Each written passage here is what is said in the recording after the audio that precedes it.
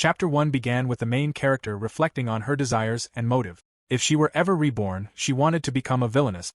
The villainess in her favorite otome game was Alicia, a lady from the powerful Williams family. With pitch-black hair and golden eyes, Alicia was the most beautiful girl in the world. Although she bullied the heroine, the narrator admired her strong will and sympathized with her merciless tongue. No matter what, she simply could not bring herself to like the heroine.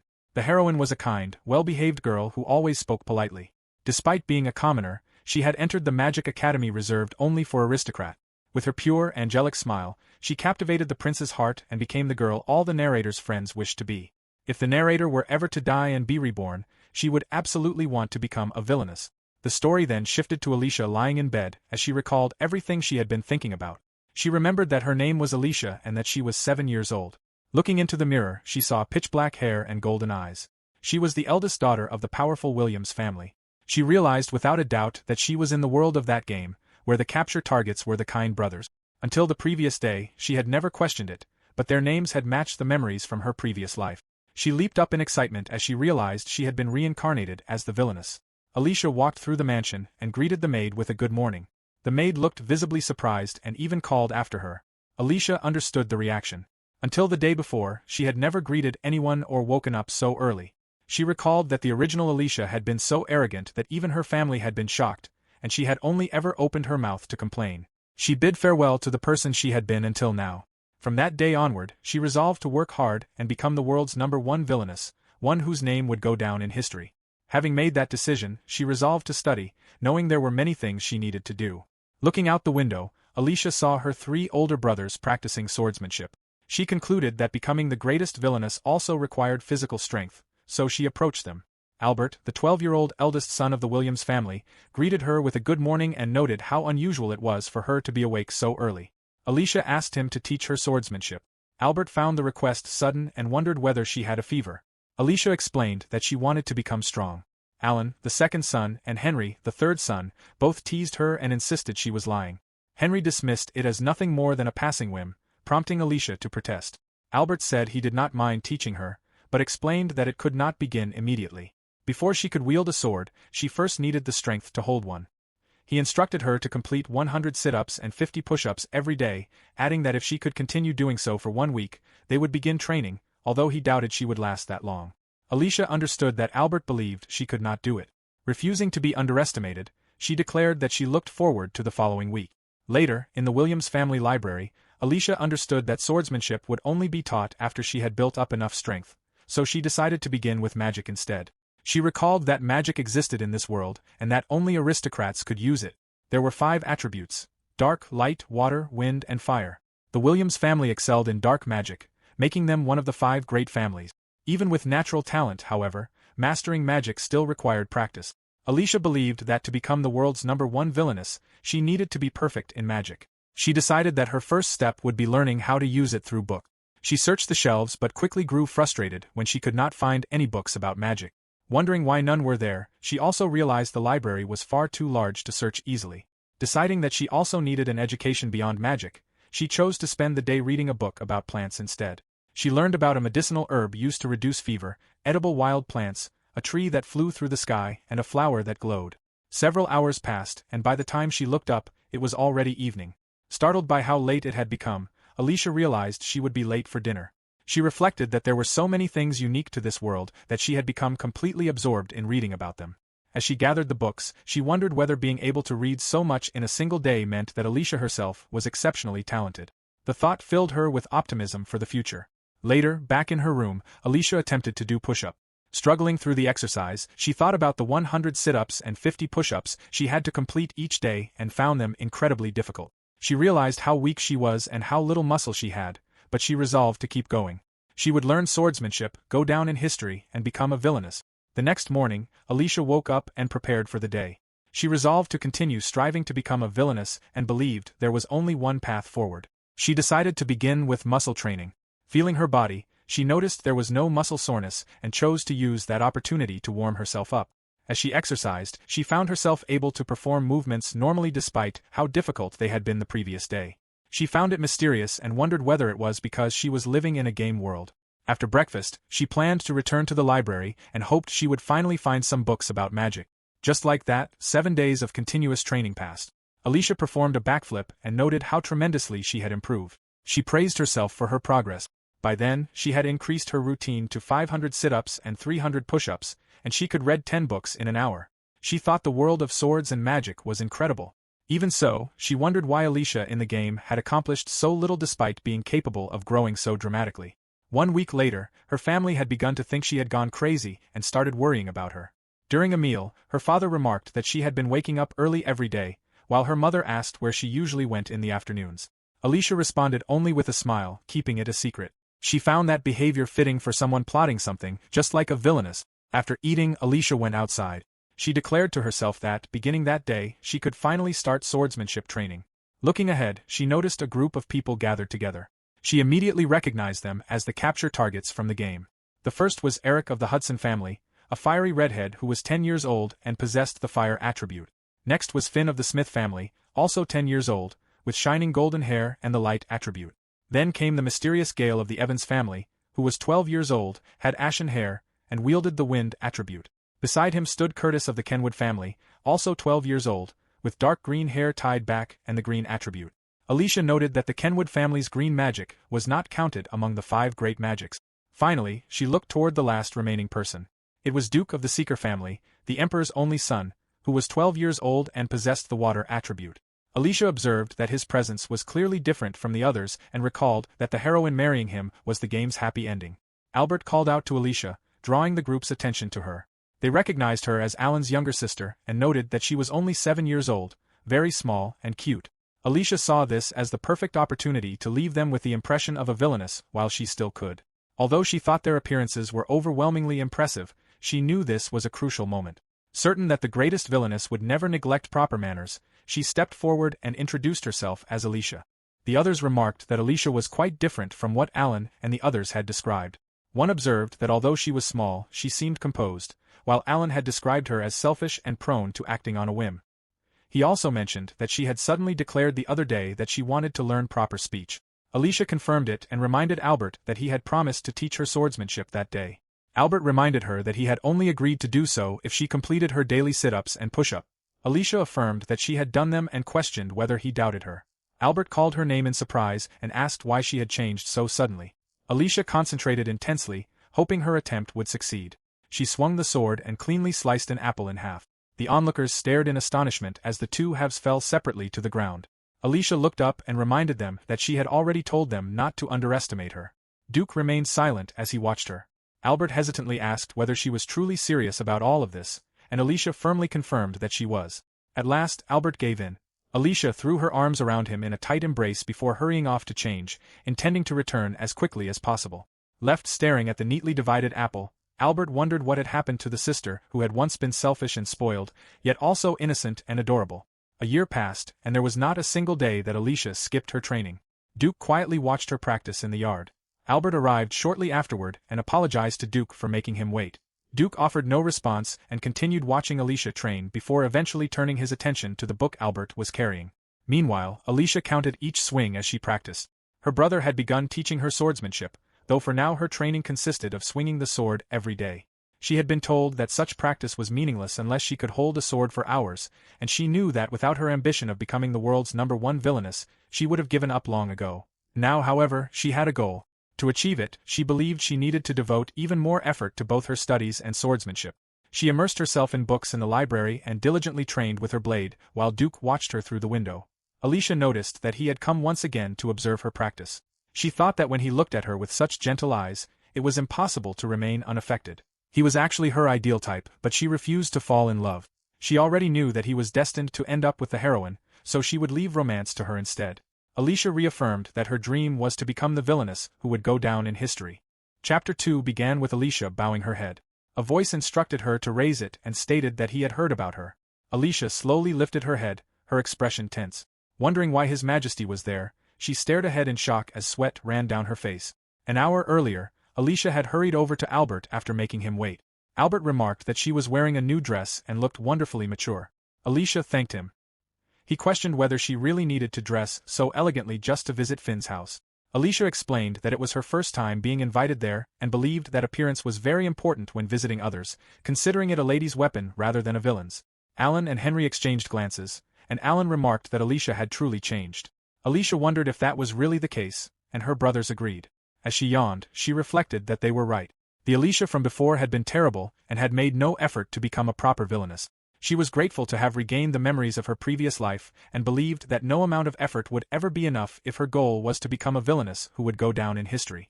Albert mentioned that he had heard Alicia now dressed herself every morning, causing her other brothers to react in disbelief. He commented that everything had changed so suddenly and asked why she had become so serious. Alicia was caught by surprise. She wondered when they had formed that impression, though she admitted to herself that Rosenta had previously handled almost everything for her. Brushing it off, she claimed that she was only doing the bare minimum expected of her. Albert accepted the explanation. Before long, they arrived at Finn's home. Finn warmly welcomed Alicia and thanked her for coming. Alicia expressed her gratitude for the invitation. Finn explained that he had wanted to speak with her, which was why he had invited Alan and the others as well. He invited her to a tea party in the garden behind the house, mentioning that he had prepared many snacks. Alicia thought that Finn had a lovely smile. He then informed her that several distinguished guests had also arrived and offered to show her to the waiting room first. Upon entering the room, Alicia found Eric, Gale, Curtis, and Duke already gathered inside. Curtis greeted her, and she returned the greeting while wondering what was happening. Finn asked whether the others had not yet arrived, but Duke believed everyone was already present. Alicia became increasingly puzzled. Her attention was drawn to a map placed in the center of the room, and she wondered what it was for. She even questioned whether she was already approaching the exile ending, as events seemed to be progressing so quickly. At that moment, the door opened and the king entered the room. Alicia froze in shock as she immediately recognized His Majesty. She could hardly believe it, and his overwhelming presence confirmed that he was the real king. She bowed deeply, unable to understand why he had come. The king instructed Alicia to raise her head. She did so and greeted him with proper etiquette. He stated that he had heard about her and explained that he wished to speak with her, apologizing for intruding that day. Alicia silently wondered why the king had come to meet her and what his intentions were. The king then addressed Alicia, saying that although the question might be sudden, he wanted to know how she viewed the current state of the Durkee's kingdom. Caught completely off guard, Alicia struggled to understand what he meant. She wondered whether he was asking about the nation's political and economic situation. In her understanding, the Durkee's kingdom was a major power with a prosperous economy and comparatively stable relations with its neighboring countries. Although everything appeared to be without serious problems, she still could not grasp the purpose of the question. Sweat formed on her face as she realized that no one would normally discuss such matters with an 8-year-old child. Yet the king had come all the way to meet her, leading Alicia to wonder if he was testing her.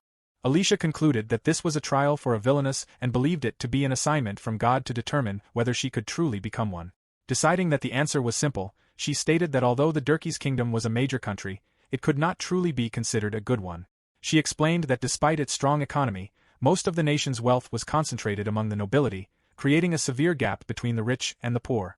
Pleased with herself, she felt that this was exactly how a picture-perfect villainess should speak. She continued by pointing out that villages on the outskirts, such as Roanna, were forced to endure harsh conditions, with some residents unable to afford food each day. At the same time, dissatisfaction among the nobles was also increasing, making it possible for a rebellion to break out at any moment. The king acknowledged that strengthening the nation's finances was the primary issue and asked how she would solve it. Alicia felt that he was demanding a great deal from her and wondered what a true villainess would propose next. She suggested making use of the Calbera kingdom and its gold mines. The king asked whether she meant taking Calbera away from the Louvre kingdom's control. Alicia denied it, explaining that she meant supporting the Calbera kingdom's independence. She added that they should avoid directly confronting Louvre while maintaining outward diplomatic relations and continuing trade with Calbera. By offering support, they would be doing Calbera a favor so that, if it gained independence, the Durkee's kingdom would enjoy a favorable position in future trade. Eric and Curtis were visibly surprised by her answer. Alicia further explained that by becoming Calbera's only ally, they could build a strong reputation there while profiting from trade. The king understood her reasoning. Internally, Alicia reflected that earning profits by making use of others was something a kind-hearted heroine would never forgive. If she continued this way, she was certain she would create conflict. In her mind, she was steadily advancing toward becoming the greatest villainous daughter. An attendant informed the king that time was nearly up. The king smiled as he stood, remarking that he had enjoyed speaking with Alicia. Alicia bowed deeply and acknowledged that it had been an honor. After the king departed, she pressed a hand against her chest and let out a sigh of relief. Duke approached her and asked whether she had been nervous. Alicia awkwardly denied it. Looking at him, she noticed his clear eyes and the resemblance he bore to the king, finding it only natural for father and son. The next moment, Finn enthusiastically invited everyone to eat and asked whether Alicia was tired. The table was filled with cakes, donuts, cookies, and many other treats. Finn assured her that she could simply eat whatever she liked. Delighted, Alicia realized that every snack before her was one she enjoyed. Finn pointed out both the cakes and the cookies as options. Alicia selected some food, took her seat, expressed her gratitude, and happily began eating. Nearby, Duke quietly watched her over the rim of his cup as Alicia continued to enjoy her meal. Several hours later, it was time to return home. While waiting for their carriage, Duke called out to Alicia and asked whether he could have a moment of her time. Alicia acknowledged him. Duke handed her a small box and explained that it was for her before wishing her a happy, albeit belated, birthday. Surprised, Alicia accepted the gift and wondered whether he had prepared it specifically for her. After thanking him, she asked if she could open it. Duke gave his permission. The moment Alicia opened the box, her eyes widened in surprise. She struggled to ask what it was. Duke explained that it was a necklace. Alicia clarified that she had not been asking about the necklace itself, but about the gemstone set within it. Duke simply answered that it was a diamond and wondered whether she disliked it. Alicia immediately denied that, declaring that she would treasure it. Hearing her response, Duke expressed his happiness before saying that his business for the day was finished and that they would part there. Alicia bid him farewell. Albert called for Alicia to hurry because they were leaving. During the journey home, Alicia remained stunned by Duke's gift. She could hardly believe it, knowing that diamonds in this world were far more valuable than those in her previous life. One of her brothers noticed her unusual silence and assumed she was simply tired. As soon as they arrived home, Alicia went straight to her room. Lying on her bed, she gazed at the necklace, thinking that even for royalty, such an extravagant gift was not something normally given to a child. She admired its beauty and felt that the gemstone reminded her of Duke's eyes. Recalling the story of the game, she remembered that Duke was destined to fall in love with the heroine and would probably come to hate her. She told herself that if he ever asked for the necklace back, it would already be too late, since a villainess would never return it so obediently.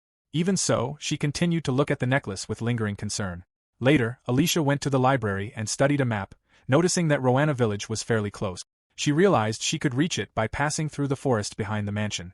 She recalled telling the king that Roanna was considered the poorest village in the kingdom, where people struggled to afford food each day, but she knew that not all of that information was accurate. She reminded herself that a true villainess could not rely on intelligence alone and had to witness things firsthand. The greatest obstacle, however, was that there was no chance her family would grant her permission to go. Having reached that conclusion, Alicia decided she had no choice but to sneak out. Her plan was to pretend to be asleep for a while before making her escape. Later that night, Alicia walked through the dark forest, clutching a lantern as she trembled. She thought the darkness was frightening but immediately reminded herself that she was a villainess and had no reason to fear something as ordinary as a forest at night. She wondered whether there truly was a path through it and thought she might already have found it. Remembering that the village was surrounded by a magic barrier, she questioned whether someone without mana like herself should even be able to pass through. She decided that she would only take a quick look before returning. Before long, she found the barrier and realized that what she had first taken for mist was actually a magical wall marking the boundary around the village. When she reached out and touched it, the village became visible. Alicia stepped through the barrier and immediately covered her nose, struck by the terrible smell. Nearby, she noticed a collapsed figure lying on the ground and assumed it was a homeless person sleeping there. To her, the sight alone revealed just how desperate the village's condition had become. Knowing that she would be killed if anyone discovered she was a noble, Alicia pulled her hood over her face. Suddenly, a man approached and placed a hand on her shoulder. Startled, she looked up at him anxiously. The man recognized that she was a child from outside the village and urged her to return at once. Alicia noticed that his eyes were closed. He asked why she had come there. Although he came from such a miserable place, Alicia found it strange that he gave off such a warm presence. She explained that she had come because she needed to see everything with her own eyes. The man replied that he had expected as much. After a brief pause, he told Alicia to follow him. Alicia walked after him as he led her to a sheltered building. Once they arrived, he apologized for being unable to offer her any tea. Alicia replied that it was all right. The man then sat down and asked what she wanted to know. Alicia hesitated for a moment before asking who the man was. He replied that his name was Will and told her to simply call him Will. Setting his own identity aside, he explained that he was more interested in knowing why a young noble lady had ventured all the way to a place like this. Alicia asked how he had been able to tell she was a noble despite being blind. Realizing how rude the question sounded, she immediately apologized, but Will assured her that he did not mind. He explained that there were many clues besides sight, including her breathing, footsteps, the rustling of her clothes, and even her scent. Everything about her reflected the upbringing of a proper young lady, something completely out of place in this village. He added that, back when he could still see, he had been surrounded by people like her, making her presence feel strangely nostalgic. Surprised, Alicia asked whether he had once been a noble as well. Will explained that he had worked at the royal palace but had quarreled with someone of high rank and incurred that person's wrath. As punishment, his eyes had been taken, and he had been banished to the village. He remarked that it had all happened long ago. Alicia was horrified that anyone could do something so cruel. Will brushed the matter aside and instead asked for her name. Alicia introduced herself, and he remarked that it was a fine name. He then told her that she might still be too young to fully understand, but questioned whether a long-honored tradition was morally acceptable simply because it had existed for a long time. He continued by asking why people studied history, answering that it was to make today better than yesterday. No matter how much knowledge someone gained from books, it was meaningless if it was not used to improve the future. Alicia found it unbelievable that someone so wise had been cast out of the palace. She asked Will whether he hated the nobility. Will admitted that claiming otherwise would be a lie, yet he had always believed that one day a member of high society would understand his actions. Alicia fell silent. Before she realized it, she had lowered her guard and told Will about her dream of becoming a villainess. Will listened calmly and responded with a gentle nod. After some time, Alicia declared that she would definitely visit him again. Will warned her that she should not come back because it was dangerous. Alicia insisted that trying to stop her was pointless. Although she knew she was troubling him, she did not want their relationship to end there, as she had never met anyone quite like him. Will gently patted her on the head and, unable to persuade her to stay away, asked only that she promised to visit at night if she insisted on coming. 2 years passed. Alicia continued her studies, read countless books, practiced swordsmanship, and regularly visited Will in Lorana. One day, while walking through a corridor, Eric called out to her and asked whether she wanted to go into town. Alicia readily agreed. Eric remarked that she was already 10 years old. Henry declared that it was fine, but insisted that he would not allow the two of them to go alone and would accompany them. Eric asked where Alan was, and Henry explained that he was still studying. Eric commented that even twins could have different schedules. By this time, Henry and the other 15-year-old boys had entered the Magic Academy, where the events of the Ōtome game took place. Alicia knew that the heroine would also be enrolling that year. She was certain the heroine had already met Prince Duke, and that the first sparks of romance had begun between them. Alicia smiled with excitement as she realized that the long-awaited day when the villainess would antagonize the heroine was drawing near. Henry said that he would ask someone to prepare the carriage. Alicia stopped him and declared that she wanted to ride on horseback instead. Henry was taken aback. Eric immediately offered to let her ride together with him, but Henry refused at once, insisting that Alicia would ride with him instead. Alicia replied that she wanted to ride by herself, leaving both boys stunned. She reflected that it was time to add horseback riding to her list of studies because she wanted to learn to ride like a true villainess. Eric pointed out that she was a girl. Alicia questioned whether girls were unable to ride horses. Henry answered that it was not that girls could not ride, only that traveling by carriage was safer. Alicia accepted that explanation and responded that, in that case, the two of them could ride in the carriage together while she would simply meet them there. The two boys were left speechless and tried to change her mind, but Alicia remained completely determined. Not long afterward, they arrived in town. By then, Alicia had become completely accustomed to the speech and conduct of a villainess. As the three of them walked through the streets, she observed that the town was lively and full of energy. Eric asked whether there was anywhere she wanted to visit. Alicia pointed to a nearby shop and asked what kind of store it was. Eric explained that it was a botanical shop and mentioned that he knew the owner well. Inside, the shopkeeper welcomed Eric and Henry as soon as he saw them. After noticing the young girl accompanying them, he wondered who she was, and Alicia introduced herself. Paul immediately realized that she was Henry's younger sister. Introducing himself as the owner, he welcomed her to his botanical shop. Alicia observed that the shop contained an impressive collection of unusual plants. Paul explained that although they sold herbal teas, the store mainly specialized in medicinal herbs. He added that he came from a family of users of greenery magic. Alicia was amazed, recognizing that many of the plants before her were valuable specimens she had only read about in books. Curious, Alicia asked whether Paul was a noble. Laughing, he replied that he was merely a carefree lower noble. He spoke about how remarkable plants were, possessing the power to heal both illness and the heart. Having grown up in an environment where he could study plants extensively, he had chosen to open the shop so he could use that knowledge to help those in need. Alicia realized that this was exactly what Will had meant about putting knowledge to good use. Paul picked up a plant as an example.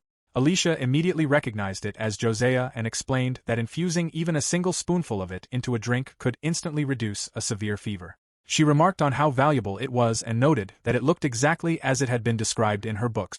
Paul was impressed by her familiarity with the plant and asked whether she liked plants. Alicia immediately denied it. She had no intention of appearing heroic by showing the results of hard work and humility to earn the admiration of others. Instead, she reasoned that she simply knew about it because she had read a great many books. She declared that possessing such knowledge was only natural and added that failing to know something so basic would mean neglecting her studies. Paul was momentarily speechless. Alicia inwardly congratulated herself, convinced that she had delivered a flawless display worthy of a first-rate villainess. However, Paul merely laughed and agreed that it was only natural. Alicia was surprised that he had not been offended by her arrogance and concluded that he must simply be very broad-minded. Feeling that she had failed, she resolved to study proper villainous behavior even more diligently. Paul praised her intelligence before teasing Eric that he should not hesitate too long or even more rivals would begin competing for Alicia. Alan immediately insisted that he would never let anyone have his little sister. Back at the kingdom, Prince Duke called out to Alicia. Alicia greeted him and welcomed the rest of the group as well. Curtis thanked her for allowing them to visit. Duke asked whether the three of them had gone somewhere together. Alicia replied that they had taken a trip into town. Curtis remarked that it would have been wonderful to go on a date with their little ally and said that she should go out with him next time, promising to accompany her anywhere. He asked whether there was anywhere she wanted to go or anything she wanted to do. Alicia paused to consider the question before declaring that she wanted to take the swordsmanship test. Henry reacted immediately. Surprised, Curtis questioned what had happened to their date.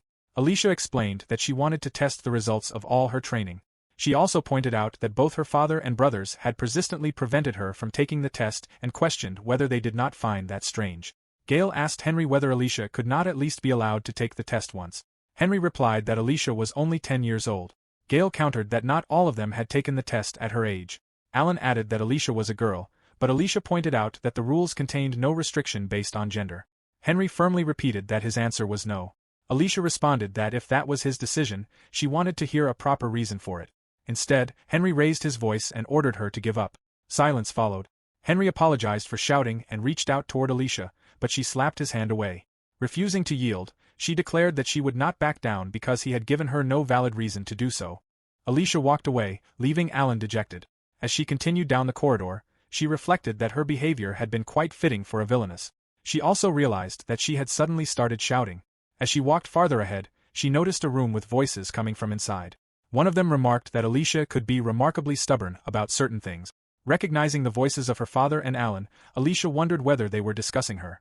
Another voice observed that they could not keep refusing her forever because one day she might simply run off and do it herself. However, they insisted that they could not tell her the real reason. Hearing that, Alicia opened the door and asked them to tell her the truth. Her father and Alan stiffened when they realized she had overheard their conversation. Alicia pleaded with them not to treat her like a child because she wanted to know the truth.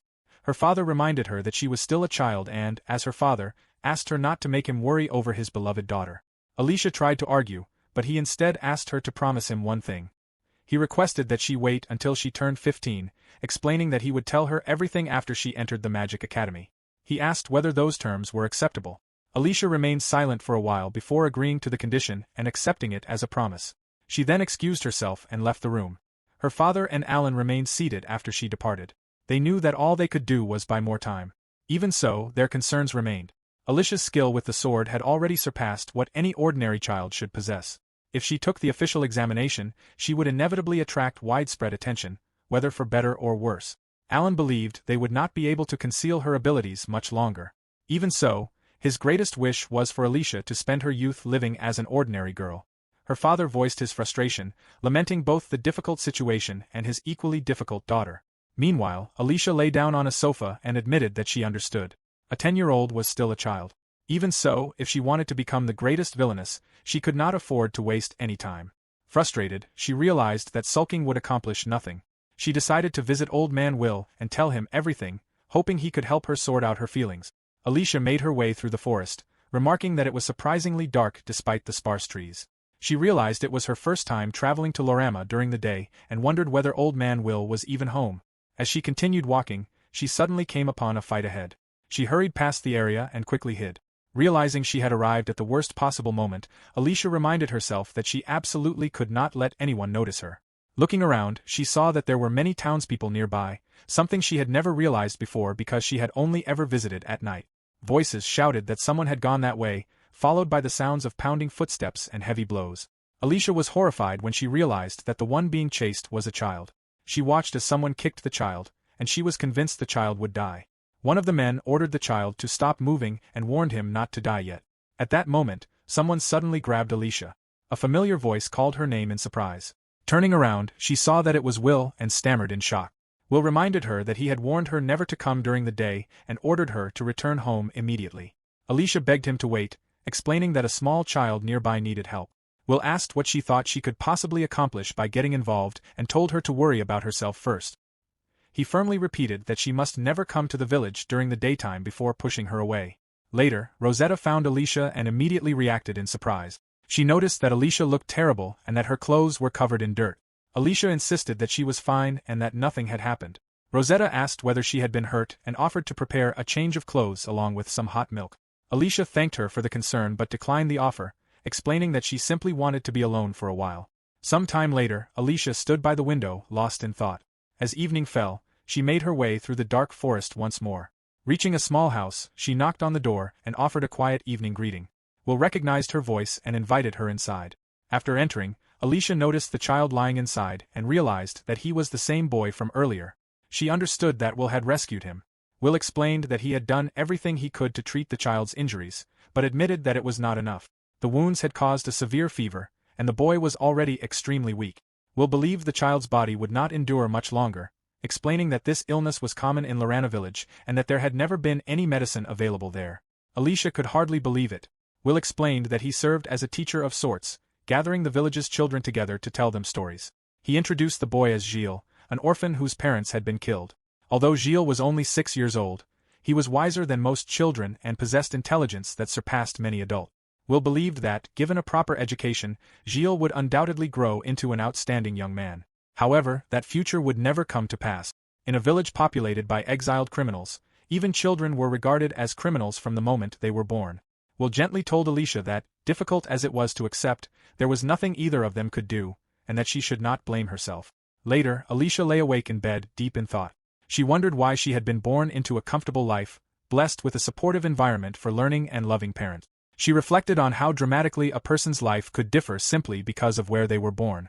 She questioned whether there was truly nothing she could do, even with all the privileges she possessed. Alicia reminded herself that she did not want to save people out of kindness, because that was not what a villainess would do. She believed that the heroine would have been able to save Ĝille. Looking back on her own actions, she questioned what she had actually accomplished. She remembered being frightened, barely able to move, and ultimately needing someone else to rescue her like any ordinary girl. She condemned herself as cowardly. Alicia reflected that the strongest person in the world was still the heroine, while she herself was destined to stand as the heroine's rival, the Villainess. She resolved that if the heroine was capable of accomplishing something, then she had to become strong enough to accomplish it as well. She would not allow anyone to dismiss her as too young or too powerless. She would not become just another ordinary villainess, but one whose name would go down in history. Chapter 4 began at the botanical shop. Alicia greeted Mr. Paul and asked whether she could purchase some Josiah. Paul welcomed her and remarked that she seemed to be in quite a hurry that morning. Confirming that she was asking for Josiah, he wondered whether someone was sick or injured enough to require an antipyretic. Alicia hesitated. She knew Paul would ask what it was for, and she was unsure how to answer if Lorana village came up. Before she could respond, Paul simply handed her the medicine, leaving her surprised. He reminded her to dissolve it in water before using it. Alicia thanked him and began asking about the price, but Paul stopped her, insisting that this one was free of charge. He explained that he could tell just by looking at her that someone desperately needed it. His kindness caught Alicia completely off guard. Paul asked only that she become a regular customer in return.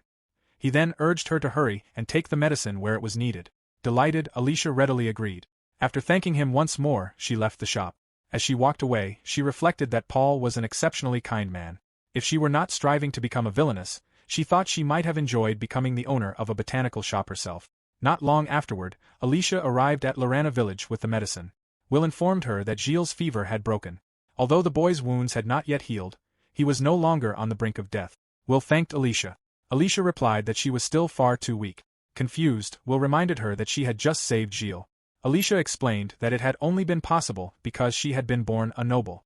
She admitted that she had believed simply putting forth her best effort would be enough to become the greatest villainess of all time. Looking back, she realized she had become overconfident by thinking effort alone was sufficient. When the moment truly mattered, she had been unable to do anything. From then on, she resolved never to make excuses simply because she was still a child. If she intended to become the world's greatest villainess, She had to devote everything she had to that goal.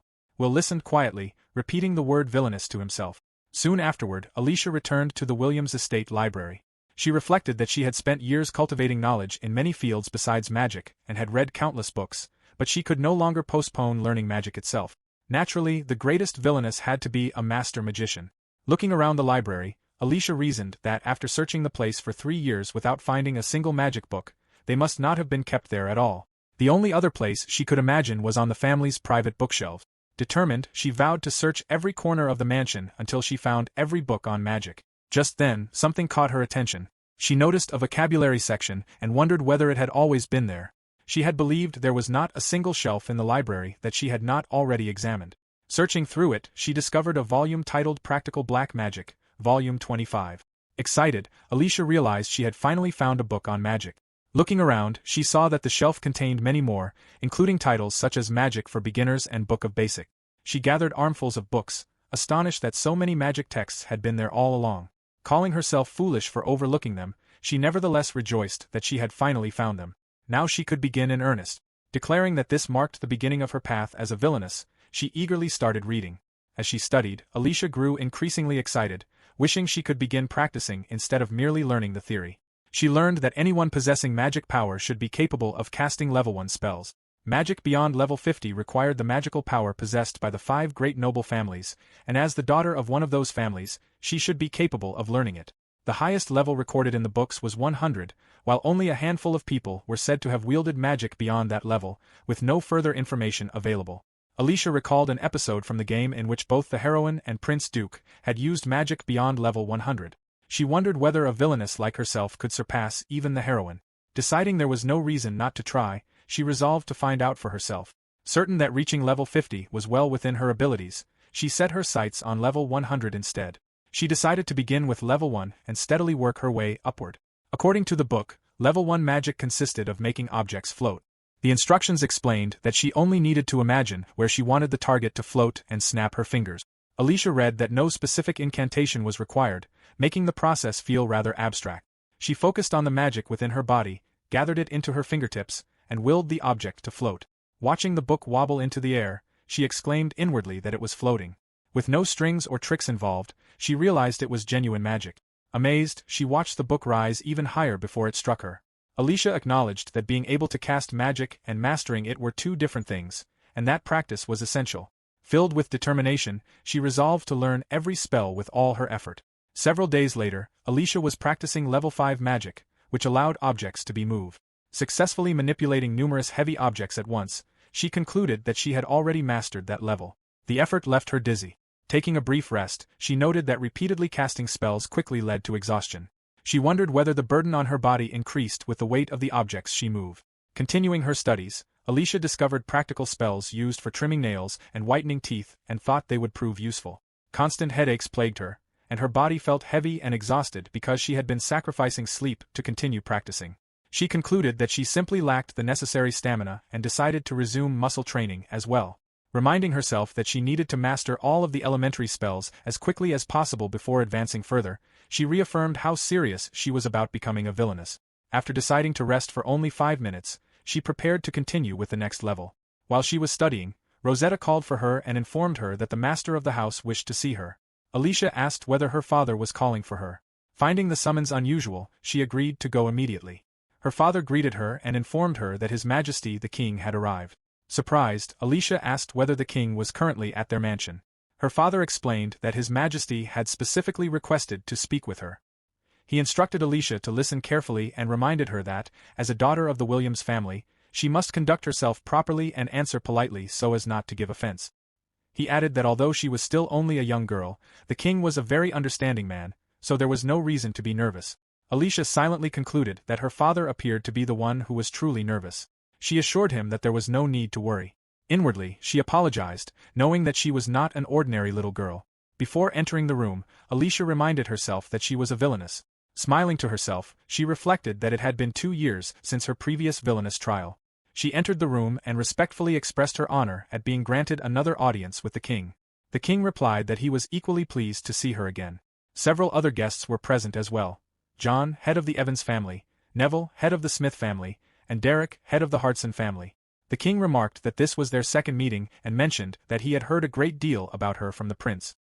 He apologized for summoning her on such short notice but explained that he wished to ask her something and that it would not take much of her time. Alicia wondered what he intended to discuss. Perhaps, she thought, she had already gained a reputation as a villainess. Then the king asked whether she loved her country. Alicia was left speechless. She struggled to understand what he meant, wondering whether something had happened or whether he was testing the depth of her patriotism. Once again, she found it difficult to discern the purpose behind his question. The king rephrased his question, asking instead how Alicia felt about the way the country was being governed. Alicia considered how a true villainess would respond. Remembering Gt, she declared that she hated the preferential treatment given to the nobility. Her father was visibly taken aback by the answer. The king, however, maintained his smile and asked whether she truly hated it. Alicia affirmed that she did. She despised it and found it utterly absurd. She explained that people could stand at the top solely because they had been born into the nobility, even if they lacked ability. Her father was even more stunned. John reacted in disbelief and questioned whether she was mocking them. The king told everyone to let her continue. Alicia quickly apologized, explaining that she had not meant to suggest that all nobles were like that. She pointed out that the only requirement for becoming a noble was possessing magic power. The ability to skillfully wield magic, she argued, had no direct connection to being an effective politician, just as political talent did not depend on magical ability. No matter how exceptional a person might be, without magic they could never become anything more than a commoner. Alicia continued by saying that relying solely on magic upheld an irrational class system, and thinking about the countless talented individuals whose abilities were wasted because of it was enough to make her head ache. One of the men warned her that she would do well to hold her tongue. Another remarked that she was only a little girl, though it was rare to see someone her age possess such unwavering boldness. A third commented that Alicia was certainly courageous before asking Arnold whether he had failed to teach his daughter to speak more cautiously. Arnold tried to respond but could only stammer. Meanwhile, Alicia wished they would stop raising their voices. She admitted to herself that she had not been exaggerating when she said her head hurt and hoped she could remain standing. At that moment, Duke turned to the king and remarked that it was about time. The king acknowledged him and announced that he had one final question for Alicia. He asked whether she understood that the nobility she criticized included herself and whether she would truly not mind losing her family name along with all the privileges that came with it. Alicia answered without hesitation that she would not mind, believing the answer to be obvious. She acknowledged how fortunate she had been to be born into the Williams family, but if she proved incompetent while remaining in her privileged position as countless gifted and talented people were trampled beneath her, she would find it utterly repulsive. The king remarked that Alicia was truly a strange child before dismissing her and expressing that they would meet again. Alicia respectfully took her leave. Stepping out of the room, Alicia steadied herself against the wall. She thought with relief that it was finally over, though she was unsure whether she had answered like a proper villainess. Looking back, she could barely remember what she had been saying near the end. Realizing she desperately needed rest, she felt the floor blur beneath her vision and suddenly collapsed. Duke arrived at that very moment and caught her before she hit the ground. Alarmed, he realized she had a fever. Albert rushed over and asked what had happened. Duke explained that Alicia had fainted in the hallway and that she had already looked unwell beforehand. Albert moved to carry her to her bedroom, but Duke held Alicia securely and insisted on carrying her himself, leaving Albert surprised. Rosetta hurried over and anxiously asked what had happened to Alicia. Albert immediately ordered her to fetch a doctor. Alicia drifted in and out of consciousness, feeling warm and comfortable. Her thoughts were hazy, and she wondered vaguely what all the commotion was about. When she finally opened her eyes, she saw Prince Duke beside her. He noticed that she was awake and gently checked on her. Confused, Alicia wondered why he was in her bedroom. Duke told her that now she was awake, she needed to take her medicine and asked whether she could sit up. Alicia found herself unable to move a single muscle and could hardly believe what was happening.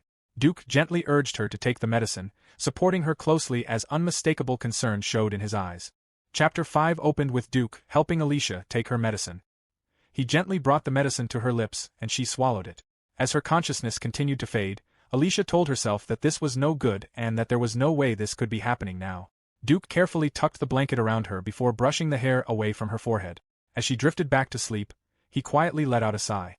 The following day, Alicia had fully recovered. Thanks to the medicine, her fever had completely disappeared.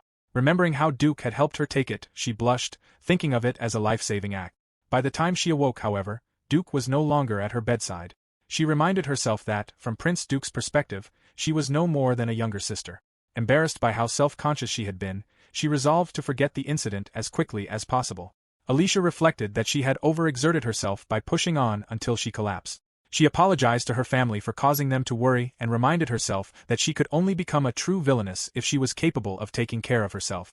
From then on, she resolved never to act recklessly again and to continue pursuing the path of a villainess. With that determination, Alicia set out to infiltrate the Academy of Magic. Upon arriving, she assumed that the largest building on the grounds must be the school itself. She had come for the heroine. Since it was not yet time for them to meet according to the game's story, she intended to gather information beforehand. She soon realized that she had no idea what the heroine actually looked like. Because the game had never given the heroine a visual appearance, she might fail to recognize her even if they crossed paths. Deciding there was no point dwelling on it, Alicia pressed on, only to discover that she could not even reach the school building. Instead, she found herself wandering through a garden laid out like a maze. Concluding that the academy grounds were far too large, she briefly considered asking someone for directions before deciding against it, fearing that, as an outsider, she might be reported. Just then, someone called out to her. Alicia turned and saw a girl approaching. The girl asked whether she was all right before wondering if she was lost. Alicia immediately thought she was in trouble. The girl introduced herself as Liz Cather, a first-year student at the academy. Alicia did not recognize the surname Cather. Liz explained that she was a commoner whose family owned a bakery in the city. Alicia wondered if this girl was the heroine. Believing she had already achieved her goal, she observed that Liz's dark hair was the same color as the villainess's. Alicia introduced herself. At that moment, she decided that this girl was the heroine and regarded Liz as her destined rival. Liz took Alicia's hand and led her onward. Alicia felt that there was something strangely familiar about her. She caught herself hoping that Liz would remember her place before immediately correcting the thought, deciding she should not think that way. As they walked, Alicia reflected that Liz possessed an aptitude for every magical attribute, had developed her talents to their fullest, and was now enrolled at the Academy of Magic. She was certain that Liz had endured unfair treatment because she was a commoner. Even so, Alicia felt that Liz was still beyond her reach. She assured herself that it would not be long before they stood side by side. Liz smiled and asked where Alicia wanted to go. Alicia replied that she was heading to the school building. Watching her smile, Alicia thought it truly was the smile of an angel and understood why everyone adored her. Even so, Alicia admitted to herself that she was not good at dealing with someone so innocent and felt uncomfortable in her presence. Liz invited Alicia to follow her and offered to show her to the classroom. Pointing toward the school building, she asked who Alicia had come to see. By the time she looked back, however, Alicia had already disappeared, leaving Liz confused. Hidden nearby, Alicia reflected that it had been a close call. She reminded herself that she was trespassing. If Albert discovered her, he would undoubtedly be furious. Even so, having come all this way and already accomplished her main objective, she decided to explore a little before leaving.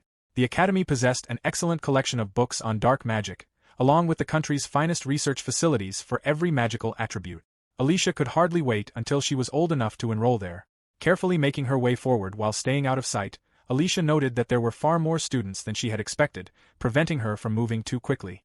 She quietly headed toward the second library. Meanwhile, inside a classroom, Liz approached Duke. Curtis, one of Duke's friends, noticed her. He reflected that Liz Cather was an extraordinary girl. Although she had been born a commoner, she possessed a rare talent for magic. She worked diligently and was kinder and purer than anyone else. Curtis had heard that she had once been harassed because of her background, yet before long everyone had been won over by her sincerity. To him, that seemed only natural. Although he could not explain why, he found himself wanting to do anything that would make her smile. Even if he sometimes found her mysterious, he felt compelled to support her.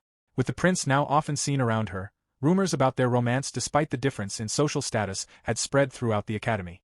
Nearby, several classmates discussed the remarkable child currently in the second library. Every week, assignments were written on the blackboard for students to solve, and they had all been working on them. One student remarked that it was the day of the academy tour and wondered whether a local child had wandered inside. Another disagreed, pointing out that the girl had been dressed like a noble. They described her as a dark-haired girl of around 10 years old and wondered whose younger sister she might be. Watching Duke ignore Liz, Curtis became convinced that Duke would never choose her because he had not yet moved on from Alicia. Curtis recalled Alicia's answers to the king, particularly her proposal to use neighboring countries to isolate Lavril, outwardly helping them in times of weakness while ultimately protecting their own interests. He found it difficult to believe that such thoughts had come from a 10-year-old girl. Meanwhile, Alicia stood in the second library, writing on the blackboard. Moments later, Curtis, Duke, and Albert entered the room and were astonished to find her there. Alicia looked toward them and anxiously addressed her brother. Albert responded by shouting her name in anger. After returning home, Alicia stretched her arms and reflected on how exhausted she was. She muttered to herself that her older brother had not needed to become quite so angry. Even so, she was happy that she had finally met the heroine. Just then, she heard someone loudly accuse another of being a heretic. Looking toward the voices, she realized it was her father speaking with John. Arnold questioned whether John truly believed she was dangerous. John replied that they needed to be cautious because her talent was extraordinary, yet her patriotism was lacking, and by the time something happened, it would already be too late. Arnold angrily rebuked him. Listening from nearby, Alicia assumed they were discussing Liz. In the game, the heroine had been regarded as dangerous because of her exceptional abilities. Her father and John soon noticed her and called her name. John asked how much of their conversation she had overheard before remarking that it could not be helped and that he would erase her memory. Alicia immediately insisted that she would never tell anyone that Liz Cather was a heretic. Arnold and John fell silent and exchanged glances. John curiously repeated Liz Cather's name before asking Alicia to pretend she had never heard the conversation. Alicia agreed. She added that she did not believe there was anything to worry about because Liz did not seem like the type of person who would ever harm her country. In her eyes, Liz was not dangerous at all. John asked whether Alicia had met Liz. Startled by the question, Alicia hastily excused herself and ran away. As she left, she reflected that Liz had already become influential enough to be regarded as dangerous. Determined not to be outdone, Alicia resolved that she could not lose to her. A few days later, Alicia visited Will. He asked whether she had become stuck. Alicia explained that she had finally found books on magic. Although learning had gone smoothly at first, she had reached a level she could no longer progress beyond. Will confirmed that she was referring to magic and reacted with surprise. Alicia decided to demonstrate. She snapped her fingers, activating the spell. Will immediately recognized it as level 10 magic used for cleaning. Alicia explained that the spell had no effect on liquids. If it could be made to work on water, she believed it could be used to purify the village's drinking supply. Will remarked that Alicia truly was remarkable.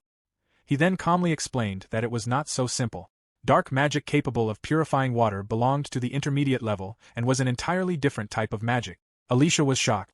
Realizing she had wasted so much time worrying, she eagerly declared that she would test it as soon as she returned home. Will immediately stopped her. He firmly warned Alicia never to skip directly to a higher level of magic. After apologizing for startling her, he asked her to promise that she would learn magic in the proper order. He explained that the levels existed for a reason and had to be mastered one by one. Alicia accepted his advice and agreed. At that moment, Gt stirred. Will called his name and asked whether he had awakened before offering him some water. He introduced Alicia as the person who had brought the medicine that saved him. Alicia greeted Gt and expressed her happiness that he was recovering. Gt observed that he had never seen such expensive medicinal herbs anywhere in the village and questioned whether he had truly recovered because of them.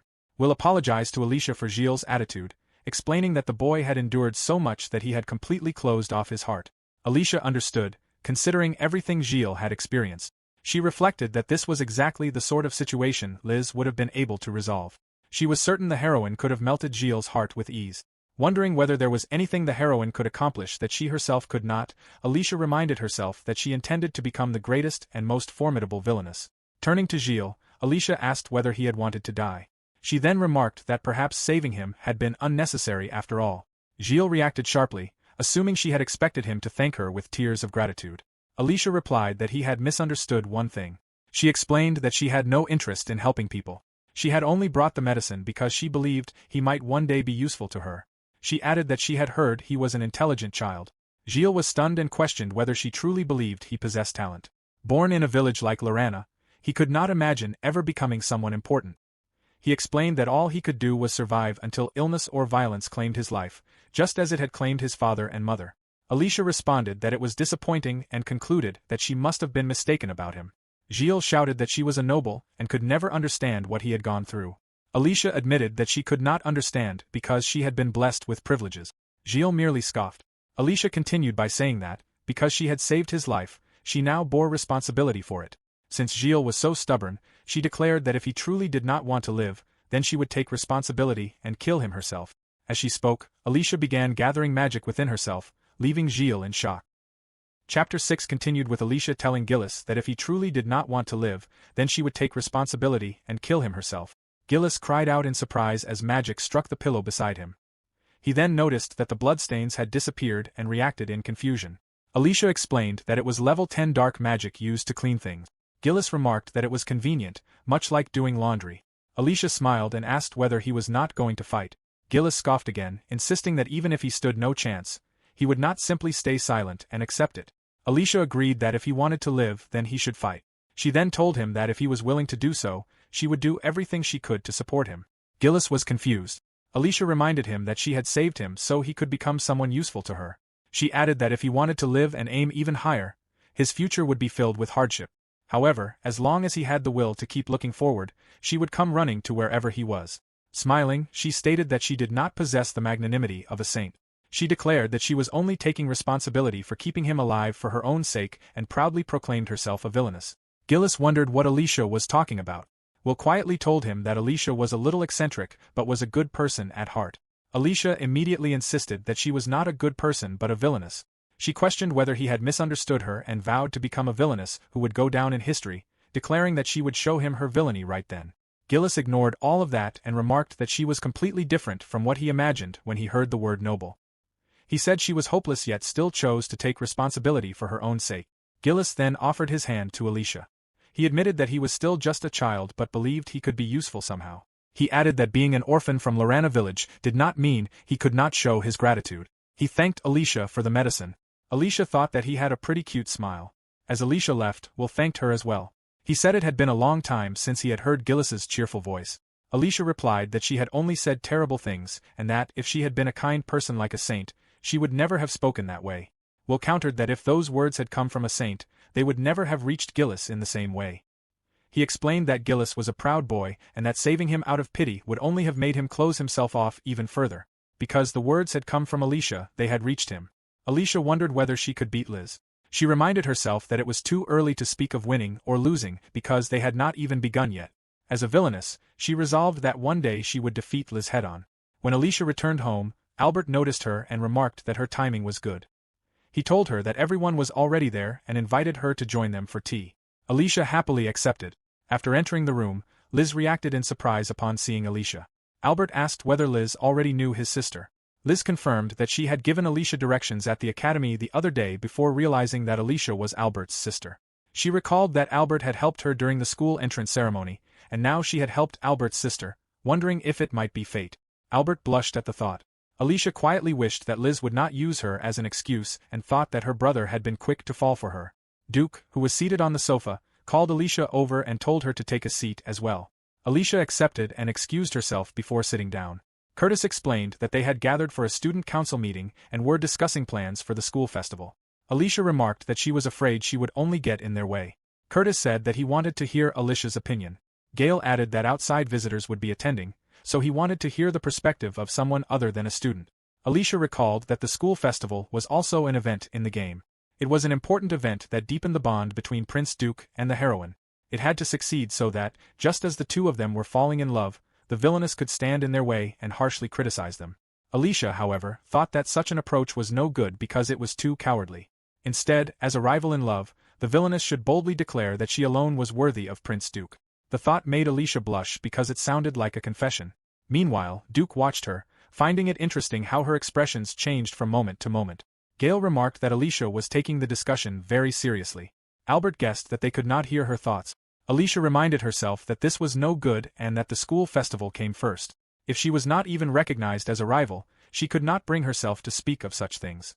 Liz remarked that Alicia was thinking so hard about the event for their sake. She said she was happy about it and thought Alicia was very sweet. Gale and Albert looked relaxed at those words while Alicia watched them in confusion. Alicia realized that Liz had taken away a good impression of her, but since Liz was her rival, she felt she had to do something. Alicia mentioned that she had heard Liz could use all magical attribute. Liz confirmed that it was true. Alicia then asked why Liz did not make the most of that gift. She explained that she had seen performances where magic was used one spell after another on a dark stage and thought everyone would be amazed. Alicia assumed that, as a humble heroine, Liz disliked showing off her own power. However, Liz thought the idea sounded wonderful, surprising Alicia. The others also agreed that it was an excellent suggestion. Alicia panicked, hoping they would not choose that plan, and wondered whether this counted as bullying even though she was supposed to be the villainess. Liz suggested that Alicia join her on stage and asked her to be her assistant. She thought the idea was nice and cute and believed it would definitely be a lot of fun. Alicia firmly refused, insisting that she absolutely could not be with Liz. The room fell silent after Alicia raised her voice. Liz became confused and wondered if she had done something so terrible that Alicia hated her. Alicia thought to herself that Liz did not have to be so overly considerate. It was not as though Liz had done anything wrong to her, but she knew the two of them would never get along. She feared that the atmosphere had turned awkward. She reflected that only adults would break down and apologize, something she would have done in her previous life. Alicia stated that everyone had people they simply did not get along with, and that there was no need to force themselves to become close. Liz brightened at those words and said she was relieved that Alicia was all right. She believed that if they talked often enough, they would surely become good friends. Alicia thought that things would definitely end up that way. Albert agreed and told Alicia that if she talked with Liz, they would become friends in no time. Liz suggested that the two of them go out into town together because it would be fun. Gale agreed, saying it was a good idea since Liz knew the town well. Alicia tried to refuse, but no one listened. At that moment, Duke spoke up and told Albert and Gale that they would not be going. He believed it was a matter between the two of them. Curtis agreed, saying that he did not want to force Alicia to do anything either. Duke then asked Alicia what she wanted to do. Alicia replied that she did not want to perform on stage or go out with Liz. She added that if it was only a chat over tea, she did not mind. Liz expressed her happiness and thanked Alicia. Liz asked Alicia about her favorite time of day and shared that she liked the morning. Alicia answered that she preferred the night. When the topic shifted to favorite numbers, Liz chose 7 while Alicia chose 1. They then discussed sweets, discovering that they both liked macarons. Liz said they were her favorite because they were so colorful and cute that simply looking at them filled her with happiness. Alicia replied that she simply liked their taste. Liz then asked about Alicia's favorite color. Alicia answered that it was black and wondered what was going on with the nonsensical question and answer session. Liz remarked that they were opposites because her favorite color was white. Alicia agreed that they did not suit each other well. Liz replied that having differences was wonderful. Alicia quietly wished Liz would stop getting so excited. When Liz asked about her favorite flower, Alicia answered that she was not interested in flowers. Liz said she liked Margaret. She explained that she loved the language of flowers, especially the meaning of true love. Alicia smiled and mentioned that Margaret's also symbolized sincerity and trust. She remarked that they were perfect for someone like Liz, who was loved by everyone because they were flowers for everyone. Liz thanked Alicia and expressed amazement that Alicia knew so much about flowers despite claiming not to be interested in them. She also remarked that Alicia was very diligent. Alicia admitted that she was tired and thought that even her sarcasm could not get through to Liz. She wondered how Liz could be so oblivious and why she could not see that Alicia had grown fed up. Liz asked what Alicia liked to do. Feeling that she had reached her limit, Alicia raised her hand. Using magic, she pulled the flower vase from a table behind Liz. Alicia stated that she liked using magic. Liz reacted in shock and repeated the word in confusion. Alicia thought that for Liz, who studied magic at the academy, this should not have been anything remarkable. Looking around, Alicia saw the men talking among themselves. They appeared surprised and worried, commenting that it was magic and that it could not be possible since she was only 10 years old. Alicia wondered why the atmosphere had suddenly changed. One of them called her a heretic. Alicia was confused and wondered if they meant her. Liz panicked and insisted that she had known nothing about it. The others suggested that Liz return home for the day. Albert admitted that he had not known either and said he would report the matter to their father.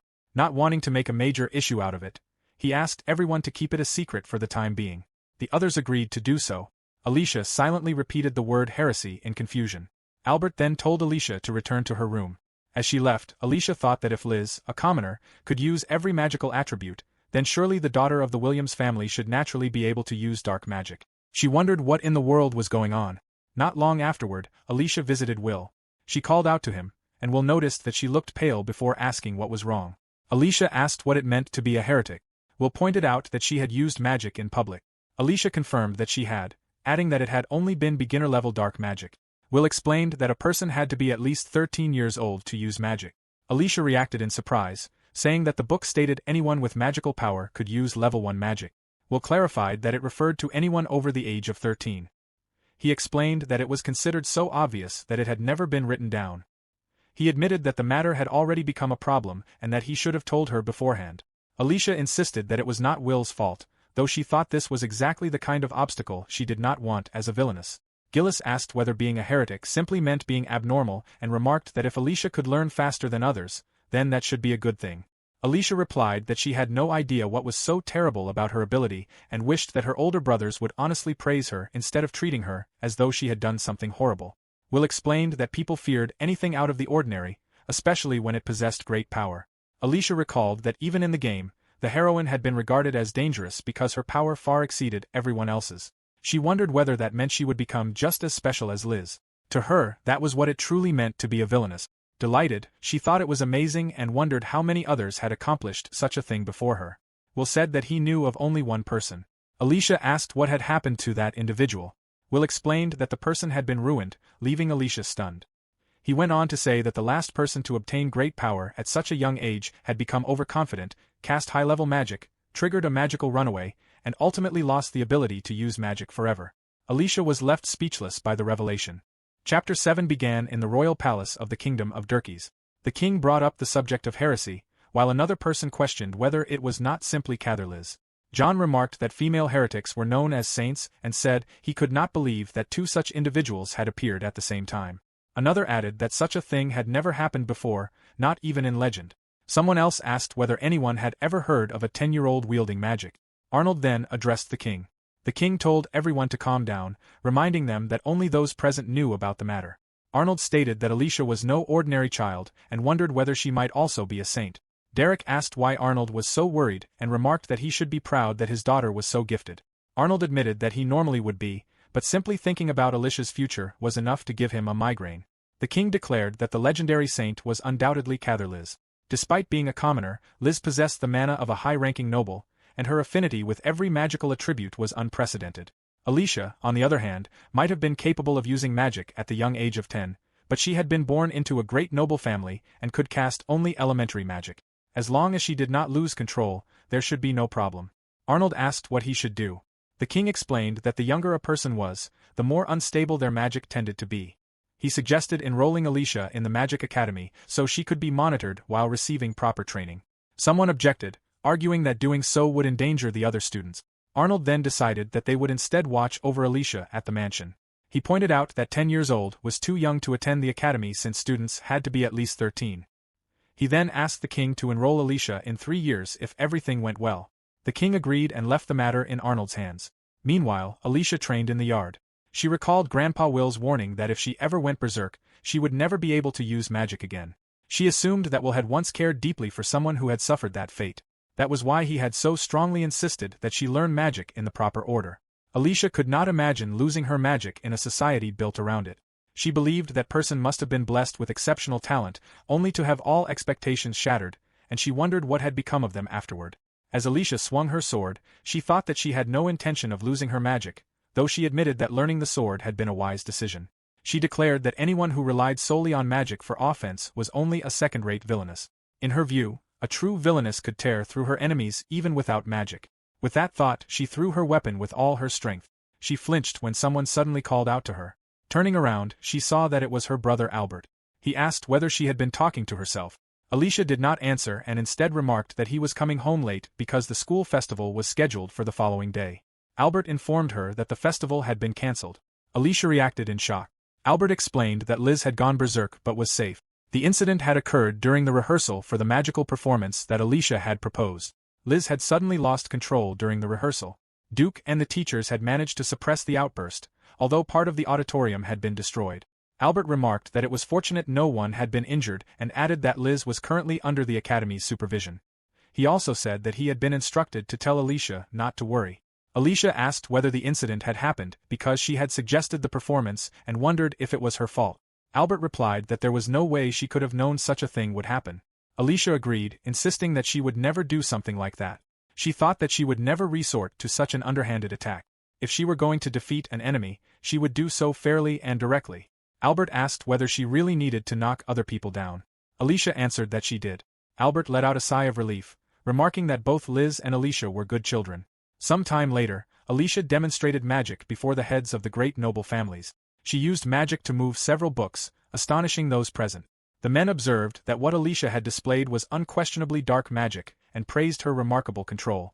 One of them admitted that he had been genuinely surprised by her performance. His Majesty the King also praised Alicia, calling it impressive, and Alicia thanked him. The king told her to take care of herself but warned her not to overexert herself. He then mentioned that there had been discussions about allowing her to attend the academy before she reached the age of 15. Alicia reacted in surprise before thinking to herself that she wanted to go to the academy immediately. The king explained that he was still concerned. He said that young people with great magical power were more likely to go berserk, so she needed to continue stabilizing her magic and prove that she could control it. Alicia firmly accepted his condition and resolved to devote time every day to practicing magic. In reality, very little changed in Alicia's daily life, so she quickly adapted. She continued her studies, swordsmanship, and magical training, reminding herself that she could not afford to become complacent if she wished to become the ultimate villainess. The only real difference was that her father now watched over her whenever she practiced magic. Alicia also noted that her visits to Roanna village remained a secret, although she wished she could tell everyone about Gillis's outstanding progress. 3 years passed, and Alicia turned 13 years old. The king greeted her, remarking that it had been a long time. Alicia replied that 3 years had passed since they had last met.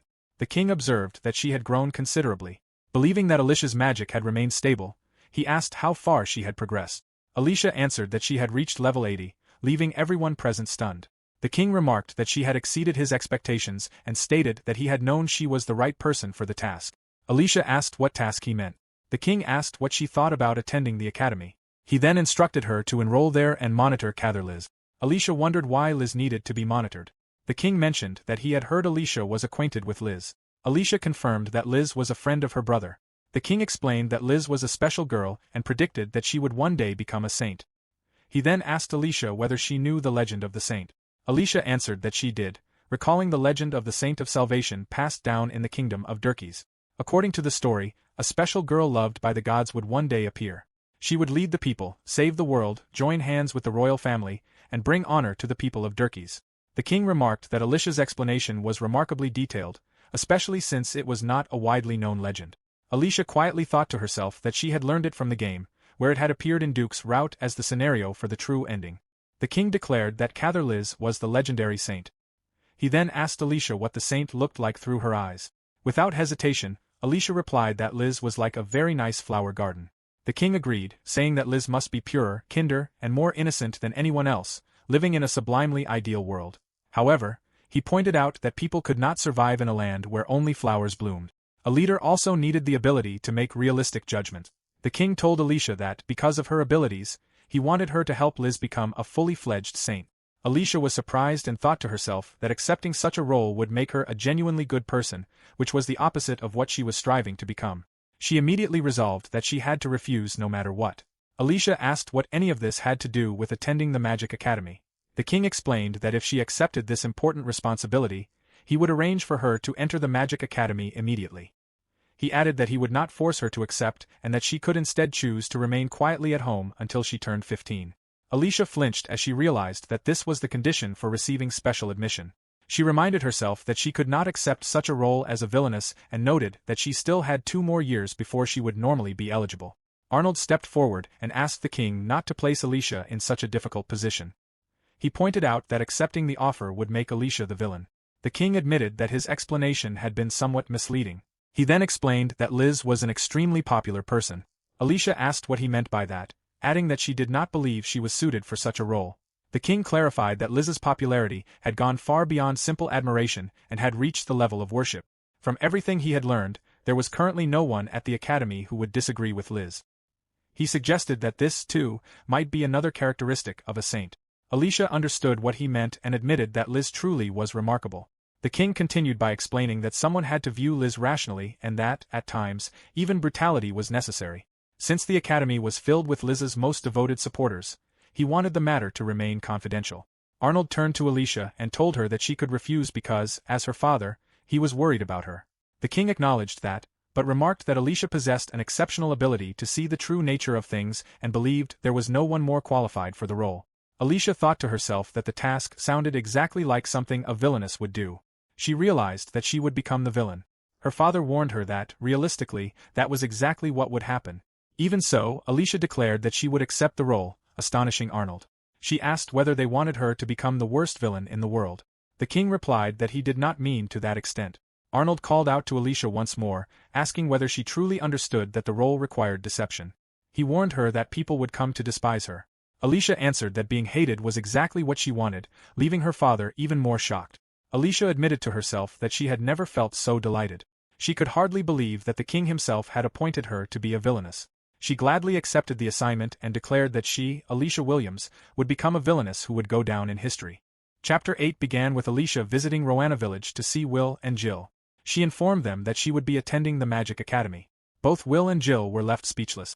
Jill objected, saying that they were asking Alicia to watch over the saint. He thought it was unreasonable to force such a role onto a child and wondered what the adults at the royal palace were thinking.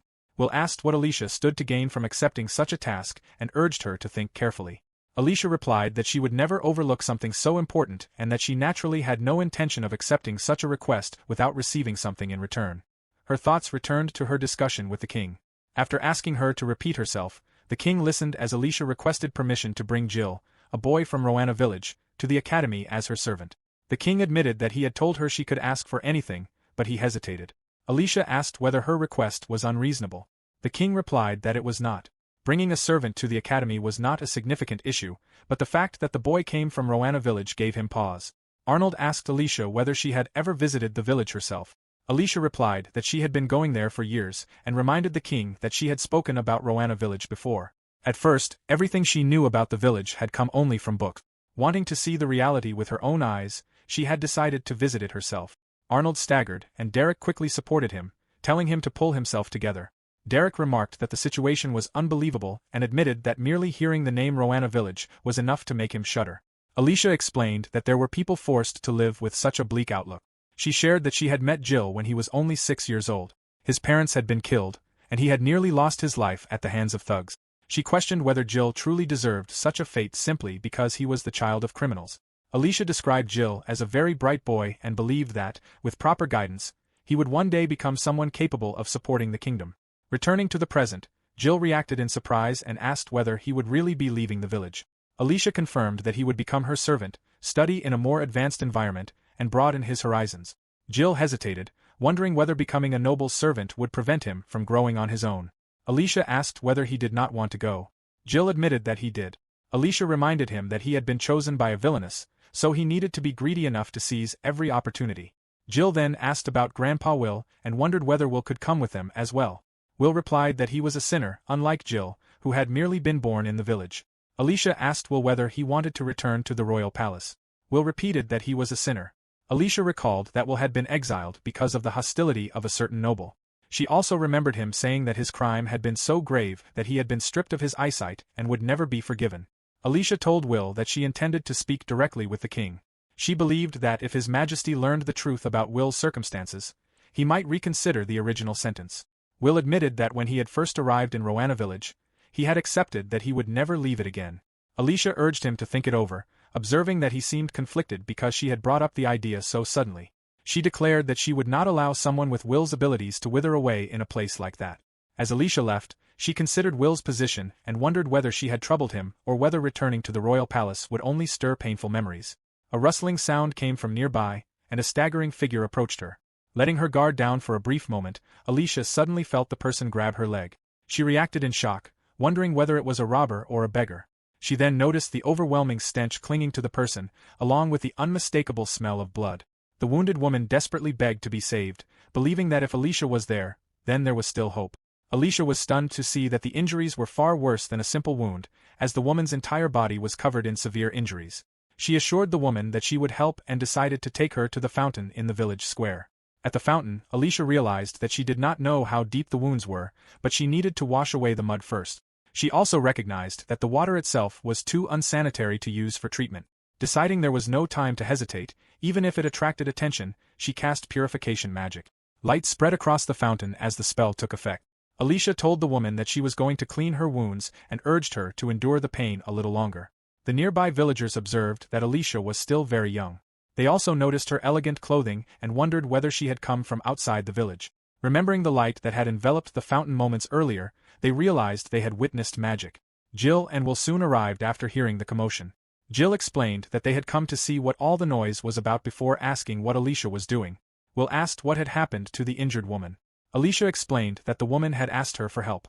She reminded herself that a strong villainess protected the weak. As more villagers gathered and whispered among themselves, some wondered which princess Alicia might be while others stared at her in astonishment. Alicia cast barrier magic to keep them at a distance, deciding that she had no time to deal with the growing crowd. Examining the woman's condition more closely, Alicia found burns covering her entire body, with some already forming chemical membranes. The woman's right leg below the knee had also begun to suffer from necrosis. Alicia was horrified that the injuries were so severe. Although she had studied many medical books, she had never gained practical experience. Unsure of what to do, she knew that the survival rate for burns of this magnitude was extremely low. Jill concluded that the woman could not be saved. He recalled that there had recently been an arson incident in which an entire house had burned down and believed the woman was likely one of the survivors. He explained that he did not know much about the world outside the village, but whenever someone suffered such severe injuries, they died. Everyone in Roanna village understood that fact, including the injured woman herself. Alicia reflected that this might be the world of a game, where everyone understood the rules. Even as the heroine's rival, however, she was by no means omnipotent. She realized that she had believed she understood everything and admitted to herself that she was afraid. Will let out a sigh and remarked that nothing could be done. Alicia called out to Grandpa Will. Will stated that the woman's life was likely at its end and added that even an ordinary villager could see there was no saving her. He then asked Alicia whether the greatest villainess would reach the same conclusion. Alicia quietly replied that a villainess was not a director. Will urged her to speak honestly and asked what her own goal truly was. He questioned what kind of life the villainess who would go down in history genuinely wished to live. Alicia answered that she wanted to become a villainess who was resolute, despised beautiful things, and always remained rational and thoughtful. She then declared that she wanted to become a villainess with true fortitude. Chapter 9 began with Jill preparing for his departure. Looking at his clothes, he found it hard to believe he was wearing such high-end garments and thought he was still in denial. Alicia greeted him that morning, reminding him that school began that day, and noted that he had managed to get himself ready without assistance. Jill confidently affirmed that he had, adding that he had even been taught how to speak properly. Alicia remarked that he had done well in such a short period of time. She then asked about the homework she had assigned him the previous day.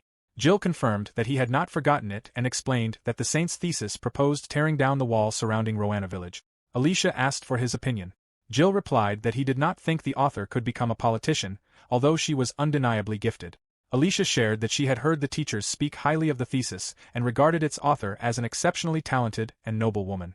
To her, however, it had read like a fairy tale, and while such a world would be wonderful, reality was not so simple. Jill agreed, believing it to be nothing more than a beautiful fantasy that solved nothing. Alicia agreed as well but noted that no one around Liz seemed willing to point that out. Remembering the king's words about it being a characteristic of a saint, she wondered whether this was the heroine's correction at work. Alicia resolved that this was where she would step in, marking the beginning of the battle between the saint and the villainess. The scene then shifted to the Magic Academy. The students quickly noticed Alicia and recognized her as a member of the Williams family, remarking on her special admission. They also discussed the rumor that Jill was an orphaned commoner and wondered how he had become her attendant. Alicia observed that everyone seemed to enjoy gossip far more than she had expected and realized that they were attracting much more attention than she had anticipated. Before long, a group of girls approached Alicia. They explained that they had heard about her from Liz, who had mentioned that a good friend of hers would soon be attending the academy. The girls gathered around Alicia, asking whether she was Albert's sister while commenting that she did not resemble him very much. They remarked that she looked more like Alan and Henry, noted that her eyes were not purple, asked whether the rumors about her being close to Duke were true, admired the smoothness of her hair while comparing it to Henry's, and even invited her to their next tea party so they could introduce her to one of their fathers. Alicia interrupted them, remarking that they were being rather rude and finding their behavior revolting. The girls were taken aback, insisting that they had only been trying to be friendly. At that moment, Liz arrived and greeted Alicia warmly, explaining that she had been looking forward to seeing her at the academy. She approached together with Albert, Eric, and Gail. The girls reacted in surprise upon seeing Liz and immediately greeted her. Alicia noticed her brother among the group and thought that Albert had completely become Liz's bodyguard. She also realized that the two of them barely spoke anymore. The girls informed Liz that Alicia had suddenly called them revolting. Liz asked Alicia why she had said such a thing. Alicia explained that she had never met the girls before, yet they had behaved as though they already knew her, which she had found unpleasant. Liz responded that Alicia still should not have hurt their feelings and encouraged her to consider how she herself would feel if someone treated her the same way. Liz urged Alicia to gather the courage to apologize and even offered to hold her hand, believing that the girls would surely forgive her. Alicia calmly declined the offer, surprising Liz. Liz then wondered whether Alicia truly wanted to reconcile and become friends. Alicia refused. She declared that she had no desire to act friendly with anyone, including Liz, and told her not to force herself to become her friend. After excusing herself, Alicia walked away with Jill. Jill called out to Alicia and asked whether she was really all right after confronting so many people in public. Alicia assured him that she was. Jill admitted that he could not believe she had rejected Liz's kindness and thought the incident would shock everyone. He remarked on the tense atmosphere and believed that rumors would soon spread throughout the academy. Alicia considered it the perfect entrance for a villainess and regarded it as great progress. Jill understood that becoming a villainess was Alicia's dream, but the thought of everyone hating her frightened him. He worried about what might happen to her. Alicia told him not to worry and promised that she would show him the strongest villainess ever. Jill silently resolved that he needed to stay strong as well. Suddenly, Alicia sensed something unusual. Jill called out to her, but she had already vanished, leaving him bewildered. Alicia herself was equally surprised when she found Duke holding her. He observed that she looked well. Realizing that she had been transported by teleportation magic, Alicia asked where they were. Duke explained that they were in the student council office. Alicia could hardly believe that he had brought her there with magic and considered his actions tyrannical. Duke pressed Alicia against the wall and asked why she had not refused the king's request. Alicia realized that Duke knew about the arrangement. She questioned whether it was not supposed to be a national secret. Duke reminded her that he was a prince. Alicia thought that Duke must already admire the heroine, making her all the more cautious as a villainess. When Duke asked why she had accepted the task, Alicia replied that it felt good to know she could speak to the saint however she pleased. Since she was acting under His Majesty's orders, no one could blame her for being cruel. Instead of responding, Duke reached for the necklace around her neck. It was the necklace he had given her on her birthday. Alicia wondered whether he intended to tear it off because of her villainous behavior. Contrary to her expectations, Duke gently held the necklace instead. He asked whether she had worn it for his sake. Alicia froze and struggled to find an answer. Duke then cupped her face and quietly admitted that he was overjoyed. Alicia blushed intensely, causing Duke to chuckle. He gently patted her head and found her reaction adorable. He wondered whether the blushing girl standing before him could truly have committed any sort of crime. Alicia stumbled over her words before protesting that, prince or not, he was being far too impudent. She then excused herself and hurried away. Jill spotted Alicia and immediately called out to her. Relieved to see her again, he thanked the gods that she had suddenly reappeared. Wondering whether magic had been involved, he asked if she was all right. Alicia replied that she was fine and explained that Prince Duke had only wanted to have a conversation. Jill asked what the prince had wanted. Noticing how flushed Alicia looked, he remarked that something seemed unusual and asked again whether she was certain she was all right, wondering if something had happened. Alicia replied only that she had been teased. She wondered to herself what in the world had just happened and questioned whether Duke treated women he disliked that way. Chiding herself, she decided that a villainess should never have made such a blunder and resolved to pull herself together. Later that day, after school, Alicia and Jill went to the Magic Academy's Rose Garden. Someone remarked that it was finally time for the main event. Alicia greeted Liz and acknowledged that it was an honor to have been invited. Liz expressed her happiness that Alicia had come. Alicia observed that it was a large tea party. Liz explained that all of the guests were her close friends and expressed confidence that Alicia would soon make many friends as well. Alicia apologized for the inconvenience before asking whether Liz would mind exchanging opinions with her that day. Liz looked confused, so Alicia explained that she had read Liz's thesis.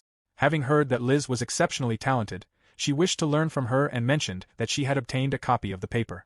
Liz was delighted. The surrounding guests remarked that the praise was well-deserved and exactly what they had come to expect from Liz. Another commented that the thesis had deeply impressed them. Liz happily accepted the compliment. Alicia then confirmed that Liz believed everyone was equal and that the imbalance of power within their society was a problem. She summarized the thesis, explaining that it proposed removing the wall surrounding Roanna village, the symbol of poverty, so that the villagers could live freely, prosper, and find happiness. According to the thesis, the citizens would rejoice, and inequality throughout the kingdom would be resolved. Without warning, Alicia threw aside the copy of Liz's thesis. She admitted that she was embarrassed to say so, but reading it had been such a tedious chore that she had grown bored halfway through. She added that she could easily write an equally lengthy paper explaining everything that was wrong with Liz's work. Liz was visibly surprised. Albert picked up the discarded paper and called out to Alicia, demanding to know the meaning of her actions. Looking around, Alicia realized that she had successfully drawn everyone's attention. She considered it a textbook villainous move and thought that if the internet existed, she would have broadcast the moment everywhere. She reminded herself that a true villainess did not bully the weak and had no interest in petty cruelty. At the same time, she wondered whether Liz would simply accept such treatment without responding. Liz, however, remained smiling and stated that she genuinely believed an egalitarian society could exist. Alicia inwardly thought that such an answer was exactly what she expected from the story's heroine. Liz then invited Alicia to explain why she considered the idea unrealistic. Alicia accepted. She argued that, first and foremost, as long as people existed as separate individuals, differences in power would naturally arise. Because of that, she believed that a perfectly egalitarian society was nothing more than an unrealistic fantasy. As she spoke, Alicia recalled that this very debate had also taken place in the game, where the heroine's dreams were mocked by the villainess. Liz acknowledged that reality was indeed unequal, but maintained that this was precisely why she refused to stop pursuing her ideals. She remained determined and would not abandon them simply because others claimed they were unrealistic and therefore meaningless. Alicia remembered that, in the game, the heroine's unwavering resolve had increased the target's affection toward her, leading to the villainess's defeat. She wondered why the villainess in the game had not argued more effectively. Alicia then questioned what Liz truly considered equality to be. She argued that people should not be judged as better or worse than others simply because the wall surrounding Roanna village was removed. She pressed Liz to explain exactly what problem such an action would solve, admitting that she could not understand the reasoning. Liz described Roanna village as a terrible place where people were forced to live in poverty and remain imprisoned for the rest of their lives. Alicia replied that she already knew. Liz went on to say that every life held equal value, making such circumstances fundamentally unfair. Alicia asked whether Liz meant that she wanted to eliminate the inequality created by parentage. Liz affirmed that she did, believing that everyone deserved the chance to live their own life. Alicia acknowledged that simply being born in Roanna village deprived most people of the opportunity to live a good life and agreed that this was certainly a problem. However, she argued that the solution was not as simple as tearing down the wall because much more needed to be done beforehand. She explained that removing the wall without proper preparation would only make the situation worse. Liz questioned why Alicia would speak so negatively about the villagers, considering it cruel. Gale asked whether Alicia believed the villagers would become unruly or ungrateful. Alicia replied that no outside observer could so easily resolve the resentment of an oppressed people and that making such assumptions was itself arrogant. Liz maintained that nothing good ever came from resentment and believed that true peace could only be achieved through mutual forgiveness. Alicia admitted that Liz's ideals were beautiful but pointed out that they were discussing the real world. She argued that meaningful change could only be achieved by proceeding step by step with a clear understanding of reality. If Liz genuinely wished to change society, Alicia believed that was the only practical path. She concluded that Liz's thesis lacked that essential approach. Albert then addressed Alicia, remarking that throughout the discussion it had sounded as though she was deliberately trying to portray Liz in a negative light. He questioned what Alicia was trying to accomplish and whether she truly enjoyed criticizing Liz. Gale added that Alicia was mistaken if she believed her special admission made her superior. Alicia clarified that she did not think Liz's ideals were wrong. Rather, she believed they were unrealistic and quixotic. She wondered whether no one had ever pointed that out before, observing that Liz had received nothing but praise. Eric warned Alicia not to underestimate the strength of their bond. Alicia found it absurd that they regarded constant affirmation as proof of affection. She laughed and wondered how anyone could be so oblivious. At that moment, Liz raised her voice and stopped her. Liz accepted that Alicia disagreed with her views but insisted that Alicia should not insult her friend. She explained that Eric was a kind person who had never discriminated against her despite her social status. Alicia responded that Liz had obtained that friendship through privilege as well. Liz questioned what Alicia meant. Alicia explained that Liz had been allowed to attend the Magic Academy because of her exceptional talent. Eric immediately argued that Liz's efforts had earned that recognition. Alicia then asked whether anyone else could gain admission to the academy through the same amount of effort alone. She pointed out that Liz possessed extraordinary magical power, compatibility with every magical attribute, a beautiful appearance, and a cheerful personality that naturally drew everyone to her. Alicia pointed out that there was no one else as blessed as Liz. In response, Liz firmly insisted that she had never considered herself inferior to anyone. She believed that she had always worked hard to improve herself and learn from her past mistakes. Alicia explained that Liz had misunderstood her point. She clarified that she did not believe there was anything wrong with being a good person. Rather, while Liz defined equality as every life holding equal value, Alicia argued that the conditions under which people lived were inherently different, making true equality virtually impossible. She listed factors such as personality, upbringing, ability, charisma, social status, and appearance, explaining that equality could never truly be achieved regardless of how much those differences were reduced. Alicia went on to say that people devoted themselves to training in order to reach their goals. She believed it would be unhealthy if, despite all their effort, it became impossible to recognize who had achieved more than others. She questioned whether all that hard work would become meaningless in the name of equality if genuine excellence was no longer acknowledged. Alicia emphasized that she was not trying to discourage effort. Instead, she pitted those who inevitably ended up at the bottom. Although she understood that Liz's intentions were sincere, she cautioned her against being so thoughtless. Alicia continued by explaining that the words of someone as strong and fortunate as Liz carried tremendous influence over others, even if Liz herself failed to realize it. Once people had already been influenced by those words, changing their minds became extremely difficult because it became a point of weakness. Gale attempted to dismiss Alicia's argument as mere sophistry, but Liz ignored him and focused on Alicia instead. Liz admitted that she had been thoughtless when writing her thesis and found the possibility that she might have hurt someone frightening. Even so, she refused to abandon her ideals. No matter how foolish it might seem, she still wished to strive toward a world where everyone could be happy. Alicia thought to herself that such unwavering conviction suited Liz perfectly because a heroine who easily succumbed to doubt or corruption could never truly be a heroine. Alicia, however, was a villainess. She resolved that the moment one of Liz's followers stepped out of line, she would be there to express her contempt. Smiling at Liz, Alicia found the hopeful aura surrounding her deeply unpleasant. She then urged Liz to experience reality firsthand before rewriting her thesis. Liz lowered her head after hearing those words. Eric immediately told her not to pay any attention to Alicia. The students gathered around them agreed, insisting that Alicia had spoken that way only because she was jealous. Another remarked that Alicia could never compare to Liz. Liz stopped them from speaking further that way. She believed Alicia had criticized her only for her own sake. Admitting once again that she had been thoughtless, Liz resolved to work even harder. The others praised her, insisting that Liz worked harder than anyone else and describing her as truly pure. Watching the exchange, Eric could not forgive Alicia for clouding Liz's smile. In his heart, he concluded that what Alicia Williams had done was absolutely unforgivable. Chapter 10 began with Alicia visiting Roanna village. She asked Rebecca whether she had gathered the villagers' opinions. Rebecca confirmed that she had. She reported that, as expected, the villagers harbored negative feelings toward people outside the village.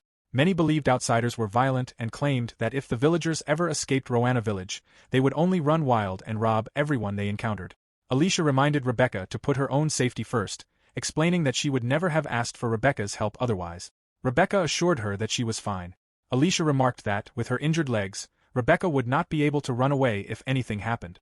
Rebecca replied that everyone knew Alicia was supporting her, so no one dared lay a hand on her. Alicia felt that such influence made her seem more like a villainess. Rebecca continued her report, explaining that beneath the villagers' resentment, many still held on to hope.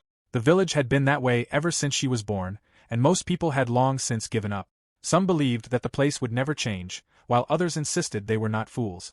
Even so, there remained a quiet hope that perhaps change was possible, and that if it happened, it would be something wonderful. Rebecca admitted that she herself still had hope, which was why she had chosen to act. She agreed that true change could only come from the villagers themselves. Alicia remarked that Rebecca's resolve was reassuring. Rebecca then asked about the situation outside the village. Alicia explained that, thanks to Liz's influential opinions, the issue was gradually attracting attention. However, it had not yet reached the point where she could submit a concrete report. Grandpa Will commented that Saint Alicia was handling the matter. Even so, he reminded them that such a deeply rooted problem could not be solved overnight and urged them not to become impatient. Both Rebecca and Alicia agreed. Back in the kingdom, Henry approached Jill after hearing that he came from Roanna village. Jill asked what he wanted. Henry confirmed that the rumor was true and remarked that Jill was not merely a commoner after all. Jill reacted in alarm, wondering whether his secret had been exposed. Alicia called out to Henry and asked him not to trouble Jill, especially after showing up so suddenly. Henry apologized, explaining that he had simply been curious about the boy. He then brought up the argument between Alicia and Liz at the Rose Garden tea party, observing that both of them seemed to hold a strong attachment to Roanna village. Henry asked whether Jill was the boy connected to the village. Jill realized he had been led into revealing himself. Henry remarked that it was obvious from Jill's expression that he feared everyone except Alicia. Jill snapped at Henry, insisting that it was none of his business. Henry replied that he was only pointing out that such a weakness could one day become a burden for Alicia. Henry then asked Alicia whether she disliked having someone as ill-natured as him around or whether she simply wanted him to follow her every command. Alicia wondered whether Henry had come to search for her weaknesses or to investigate who had hurt the beloved Liz. Henry denied both possibilities. Instead, Henry admitted that he actually felt uncomfortable around Liz. He confessed that he believed Alicia had been right during her discussion with Liz. While everyone else had regarded Liz's thesis as flawless and Alicia's criticism as absurd, Henry had found the situation strange and had even discussed it with Alan. However, Alan did not seem to share his doubts. Henry reflected that although he and Alan had very different personalities, he had always believed they understood each other better than anyone else. This was the first time he could not understand what his other half was thinking. Henry also admitted that he simply did not feel like spending time with Liz. Looking back, he realized that Alicia had disliked Liz almost immediately, which struck him as unusual. Curious, he asked whether there was a specific reason. Alicia simply smiled and indicated that there was not. Henry decided not to pursue the matter any further, believing that Alicia would not tell him the truth yet. Although he doubted she would change her mind, he explained that, for the time being, Alicia, Liz, and the others had all been invited to the king's tea party. He then handed Alicia an envelope containing the invitation. The scene shifted to King Dirkes's castle. Before entering, Albert reminded Alicia to listen carefully and avoid speaking too much during the gathering. Alicia noted that he seemed unusually worried. When they entered the room, Liz was the first to notice Alicia's arrival. Alicia greeted Liz with a polite good morning and apologized for intruding. Liz assured her that there was no need to worry and expressed how happy she was to see her. Finn observed that the relationship between Alicia and Liz was peculiar, finding it interesting that it was impossible to tell whether they were friends or rivals. Liz readily considered them good friends, but Alicia immediately rejected the idea. Eric put an end to the conversation by telling everyone to drop the subject. Soon afterward, the doors opened and the king entered alongside Duke. The king observed that everyone had arrived. Gale rose to acknowledge the invitation, but the king stopped the formalities, explaining that the gathering was only a tea party. Addressing everyone close to Duke, he expressed his gratitude as a father and encouraged them to relax and enjoy themselves. Alicia thought that it was perhaps the most relaxed tea party in the entire kingdom. Her attention shifted to Liz, who was seated above the sons of the great noble families. Alicia wondered whether Liz's ever-present smile was the confidence of a true heroine. She then realized that this was far more than an ordinary tea party. It was an event from the game, serving as one of the saints' trials. By choosing the correct responses during the event, the heroine could earn points, and accumulating enough points was necessary to unlock the true ending. Alicia remembered struggling with this event because she could never relate to the excessively virtuous answers expected of the heroine. In the original story, the villainess had never been present at this gathering. She wondered whether her attendance was only possible because she had become the king's inspector. Just as in the game, all of the capture targets were present. Her brother's dislike of her remained exactly as it had been in the original story. Although it was somewhat discouraging, Alicia had expected as much. Henry, however, behaved differently from what she remembered. Gale and Eric clearly disliked her. Finn remained friendly toward both Alicia and Liz while still keeping an emotional distance, making him difficult to read. Curtis appeared cheerful and approachable, acting rationally, yet Alicia still could not discern what he was truly thinking. When she turned toward Duke, she found him already looking at her. Alicia blushed, privately concluding that Duke was the strangest of them all. In the game, Duke had always been cold toward Alicia. She had merely been the rival character who interfered with the heroine's route, while the game had indulged the player by allowing Duke to smile only at the heroine. As a result, the villainess gradually came to hate the heroine. Now that Alicia was living as a real person instead of a scripted character, she had begun noticing many things that had never appeared in the game. Realizing that, she reminded herself to remain cautious. The king's voice interrupted her thoughts as he mentioned that 3 years had passed since Alicia had predicted Duran's economic collapse. Alicia was startled, recalling the time she had secretly entered the academy. She could hardly believe that the king even knew what she had written on the classroom blackboard. The king explained that Duran had recently suffered the very economic collapse Alicia had predicted. He admitted that he was impressed she had foreseen it so far in advance. Liz brought up the fact that Duran's policies had initially appeared successful despite the country's bankruptcy.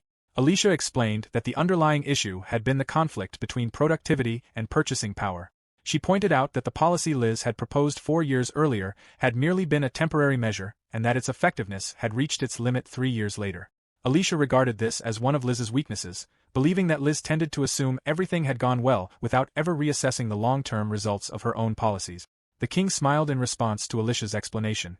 Alicia thought that this discussion had never originally been meant for her, as it had been another trial intended for the saint. She wondered whether she was now being tested in her role as the king's inspector. As the discussion turned to Duran's impending collapse, Alicia considered the possibility that Ğoees could not afford to ignore the situation. She believed that Liz's conclusion would be that the kingdom should form an alliance with Duran and offer assistance. Alicia instead questioned what Ğoees would gain from involving itself with a failed economy. Liz believed it was unfortunate that Alicia considered only practical benefits and maintained that helping those in need was simply the right thing to do. Alicia countered that if merely doing what was right solved every problem, their own economy would never have fallen into such disorder. Gale remarked that Alicia had done nothing but reject other people's ideas and asked what proposal she had to offer instead. Alicia replied that, since Duran was vulnerable, she would make it a tributary state. Liz questioned whether that would not amount to conquest and regarded the idea as terrible. Alicia explained that, in the long run, Duran was only a small country, making the issue relatively minor. She argued that the kingdom should instead be concerned with Lavril, a much larger nation that posed a far greater threat. While the benefits gained from Duran would be limited, the losses that Lavril could inflict were enormous.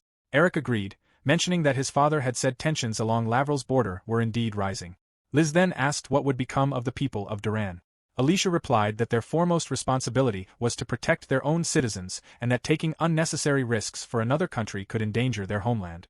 She believed they should not place their nation at risk merely for the happiness of their neighbors. Still unwilling to give up, Liz wondered whether there was truly nothing they could do. Alicia responded that if Liz genuinely wished to help, she needed to think more carefully.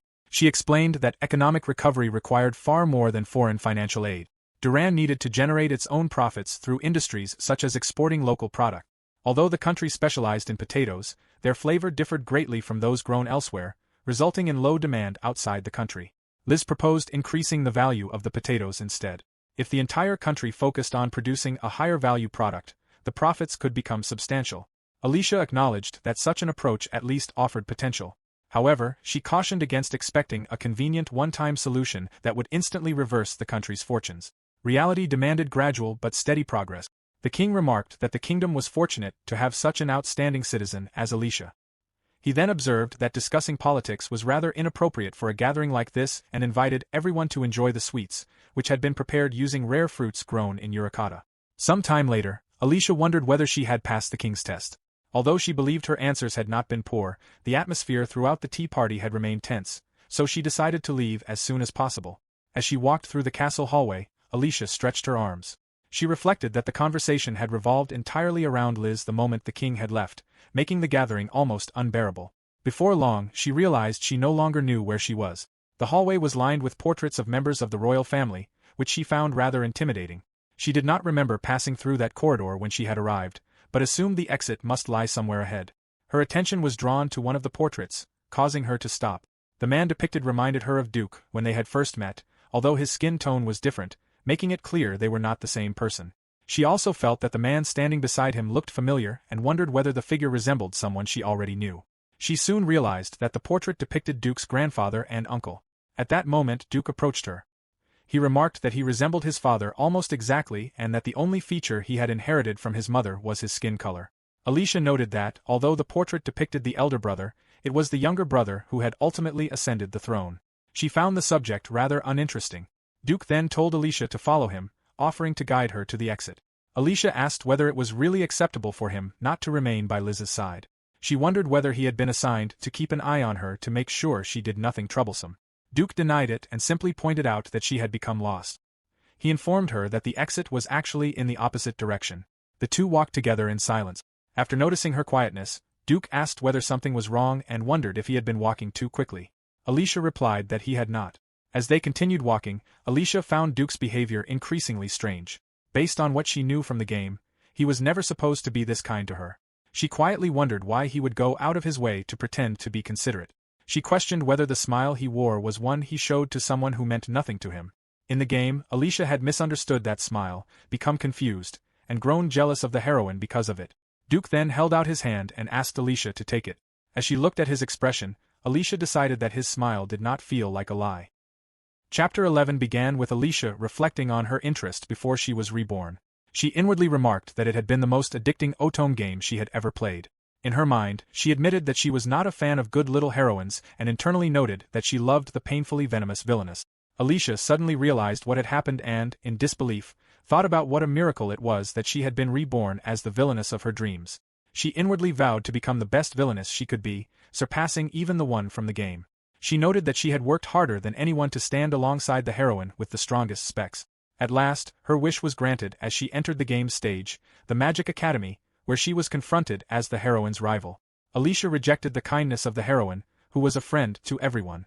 Whenever she heard the heroine's idealism full of holes, she immediately doused it with water, leaving the heroine shocked by her actions.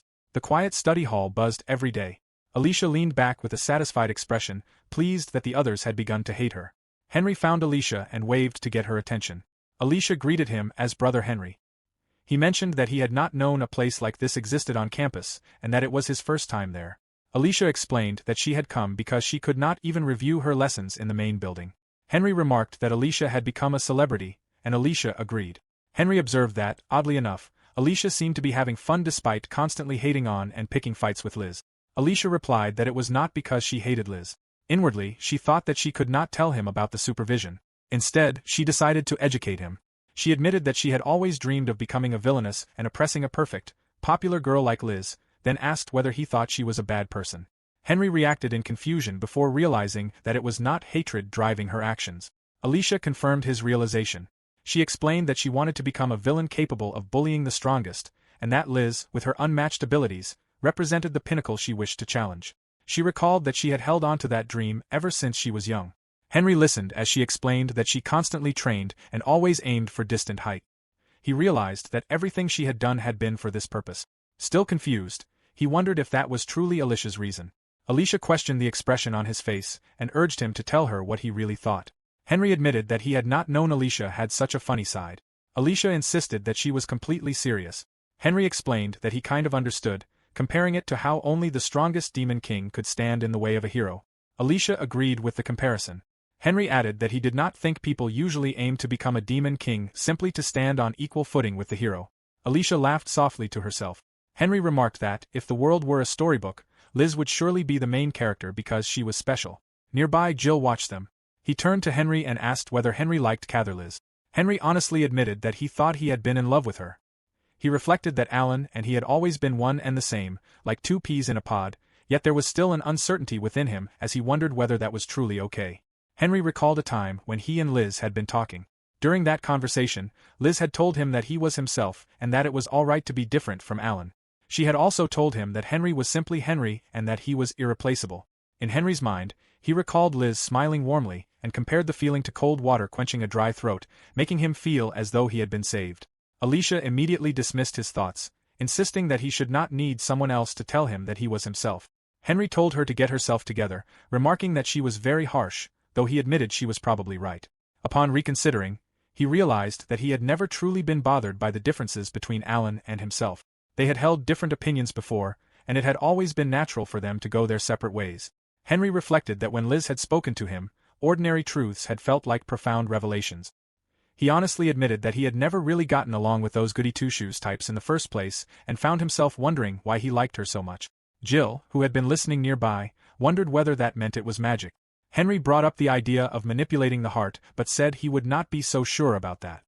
He explained that while temporary spells affecting the mind did exist, there was no such thing as permanent magic. Jill accepted the explanation, and Henry added that no matter how much of a genius Liz was, such a thing was not realistic. Alicia silently reflected that, although she could not say the world matched the game exactly, even explaining it through the saint's unique nature seemed rather strange when viewed with real-world logic. She also wondered how similar Liz truly was to the heroine from the game. Jill noticed Alicia's silence and asked whether she was seriously considering the possibility of magic. Alicia was startled by the question. Henry admitted that although he had said Liz was not his type, she was so cute that anyone would naturally fall for her. Jill apologized, wondering whether he had suggested something strange. Alicia assured him that she had merely zoned out for a moment. Inwardly, Alicia concluded that she did not believe Liz was secretly scheming or manipulating people. Liz's behavior remained as innocent as it had been in the game, and Alicia believed it was only natural for someone that kind to be liked. She also considered that perhaps her knowledge of the game settings made her feel as though she understood Liz, leaving her biased. After all, Alicia herself was the first person to step outside the game's original plot. She recalled how, in the story, she had arrogantly bullied the heroine, had her own lack of ability exposed, and was ultimately defeated. Wanting to become a better villain, she had devoted herself to honing her abilities until now. Despite what Brother Henry had said, Alicia remembered that Alan and Henry had always been together in the game. She also reflected that Duke was only supposed to be kind to the heroine and that Roanna Village had merely been another setting. Without warning, someone shouted for Alicia to run. Confused, she turned and saw Jill being held captive. Two men restrained him as he struggled and begged to be released, while one of them snapped at him to be quiet. Alicia shouted loudly. At that moment, a man behind her swung a bat toward her. Some time later, Alicia groaned softly as she regained consciousness. She looked around and realized she was inside a storage shed. Noticing cuts and bruises covering her body along with a dull pain in the back of her head, she concluded that she had been kidnapped. Her hands were tightly bound behind her back. Inwardly, she noted that she did not remember the Villainess ever being attacked in this way. A man standing nearby noticed that Alicia had awakened. Jill groaned, and Alicia immediately called out to him. She demanded that the man release the boy, threatening him with death. The moment the words left her mouth, she realized with shock that the collar around her neck prevented her from using magic. She recognized it as a magic suppressor. The man mocked her threat, repeating her words before leaning closer to inspect her. He remarked that she was rather pretty up close. Alicia winced in pain as he roughly grabbed her face. He insulted her, then reminded his companions not to damage her face because they had acquired a top-quality item. Jill called out that he was fine and urged Alicia to run away. The man shouted at him to be quiet. Jill revealed that they were on the north side of the school buildings and explained that Alicia would never be able to escape while he was there. Alicia called Jill's name in distress. Jill inwardly realized that, despite calling herself a villainess, she was not the type of person who could abandon him and flee. He blamed himself for the situation. The man decided to kill the boy, dismissing him as worthless. He explained that they had been ordered to torment the young lady, but the child had become an obstacle. Suddenly, one of the men reacted in confusion with a startled cry. Alicia glared at them and coldly questioned who they intended to kill. The others were shocked by her response. Alicia swiftly attacked and took down her captors. One of the men cried out in disbelief. Alicia shouted for Jill to run. From the floor, Jill apologized and explained that one of the men had broken his leg. Alicia told him to untie the rope instead. Another man rushed at her with a weapon, screaming in fear. Alicia realized that whether this was a game setting or an event no longer mattered. This was not the time to think about such things. One of the men charged at her with the intent to kill. Alicia accepted that this was reality. She struck with determination, carefully holding back just enough to keep the man alive. Jill watched from the ground in shock after realizing that she had deliberately spared him. Inwardly, Alicia noted that even in such a situation, her mind remained calm. She was determined not to cross the line and lose her reason. The remaining kidnappers stared in disbelief, unable to understand how a single little girl with sealed magic could defeat them. Alicia stood firmly over the fallen men as silence settled over the scene. One of the men berated his companions for their cowardice and declared that he would deal with Alicia himself. He attacked, but Alicia fought back fiercely and shattered his blade with a powerful strike. He could only stare in disbelief, wondering what kind of power she possessed. Realizing he was at a disadvantage, he clicked his tongue and hurried away in search of another weapon. He ran outside, believing he needed an open space. Alicia pursued him. He glared back at her, regarding her as a monster and vowing to kill her. At that moment, a voice commanded them to stop. Liz arrived and called out to Miss Alicia while condemning what she believed she had witnessed. Alicia was shocked to realize that she had been restrained by magic at such a critical moment. Jill called out to Liz, angrily insisting that the real enemy was the man. Liz maintained that she had seen Alicia attack him. Jill demanded that Alicia be released immediately. The man suddenly raised a knife and charged forward with murderous intent. Jill cried out for him to stop. Liz stood bound in confusion. Just as the man lunged, Duke appeared in the blink of an eye and intercepted the deadly strike. Alicia gasped in shock as Prince Duke arrived to protect her. Chapter 12 continued with Duke protecting Alicia. Liz called out in surprise at Duke's arrival. Jill stared in shock, noting that Duke had suddenly appeared and wondering whether he had used teleportation magic. Nearby, guards rushed forward. They moved to restrain the fallen man, ordering him to behave while another guard exclaimed that Duke had been injured. Duke brushed aside their concern, insisting that there was nothing to worry about because he was fine. The guards ordered the others not to let a single culprit escape and noted that there should be 3 more. Duke turned toward Alicia and apologized for arriving late. Alicia noticed the wound on his arm and pointed it out. Duke once again insisted that he was fine. Struggling to speak, Alicia admitted that Jill had almost been killed and expressed her relief that Duke had arrived. Henry knelt beside Jill, calling out his name and assuring him that everything was all right now before promising to treat his injuries in a moment. Farther away, Alan, Albert, and Curtis arrived, immediately checking on Liz and asking whether she was all right. Albert then rushed toward Alicia and noticed the bruises covering her body. Duke explained that the attackers had been thugs and that the security guards had already taken them away. Albert reacted with concern, saying Alicia must have been frightened. Outraged, he condemned the way his sister had been treated. Stepping closer, he explained that healing was one of dark magic's specialties and offered to tend to her injuries. Before he could do so, Liz accused Alicia of attempting to kill someone. She declared that she had seen Alicia trying to kill an unarmed man with an axe and claimed that she had stopped her in time. Albert listened in stunned silence, remarking on how cruel the situation seemed. Jill immediately defended Alicia, explaining that the attackers had struck first and that Alicia had only been protecting him. Even so, Albert insisted that Alicia could have avoided violence if she had talked things out. Alicia recalled the lesson that a sword existed to protect others, a lesson she had learned from her brother. She questioned whether Albert would refuse to draw his sword if his own family were about to be murdered. Albert fell silent. Alicia then shouted that he had lost his knightly pride. Liz stepped forward and questioned why Alicia could not understand that violence only created more hatred. Alicia sharply rejected that reasoning as wishful thinking, reminding everyone that she had been about to die. Liz paused before pointing out that Alicia was not dead. Alicia looked at her in confusion, while Duke watched silently. Inwardly, Alicia wondered whether the heroine had really been like this. She reflected that such thoughts came only with hindsight and questioned what Liz was trying to say. Liz admitted that she had made Alicia anxious and apologized. She explained that if Alicia had trusted her and waited, she would certainly have come to rescue her. She continued that having enough trust to wait with peace of mind was important, though she admitted that she was not yet good enough and supposed they had not reached that level of trust. Alicia plainly pointed out that it had been Duke, not Liz, who had saved her. Liz then recounted how heartbroken she had been after hearing that Alicia had been kidnapped. She had wondered what Alicia was going through while everyone searched desperately for her. Even so, she had trusted the people around her. She explained that the bond she shared with everyone kept her standing and that Duke would always live up to that trust. She concluded with confidence that everything was absolutely fine. At that moment, ice suddenly burst outward from Duke, startling everyone. Liz reacted in surprise. Those nearby gasped as the temperature abruptly dropped, remarking on the intense cold. Duke stated plainly that he had not acted for Liz's sake and warned her not to become conceited. Liz asked what was wrong and urged Duke to calm himself, pointing out that his magic had fallen into disarray. Duke firmly explained that if Alicia had not fought back, the child would have been killed.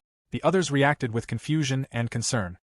He questioned whether Liz truly believed Alicia had been wrong to protect the boy, pointing out that Alicia had been expected to wait calmly for people whose arrival she could not have known while remaining unfazed. Liz clarified that he had misunderstood her and insisted that was not what she had meant. The group fell silent as the tension between them became unmistakable. Duke angrily demanded how someone like Liz could call herself a saint. Liz attempted to respond but was interrupted before she could finish.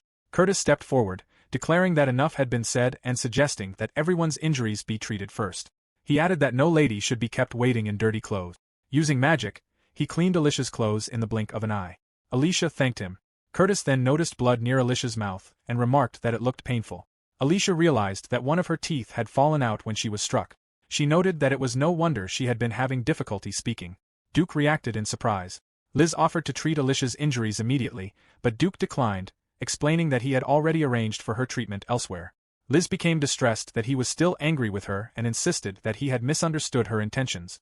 She explained that she would never have wanted Alicia and Jill to die and that she had only wished for a peaceful resolution.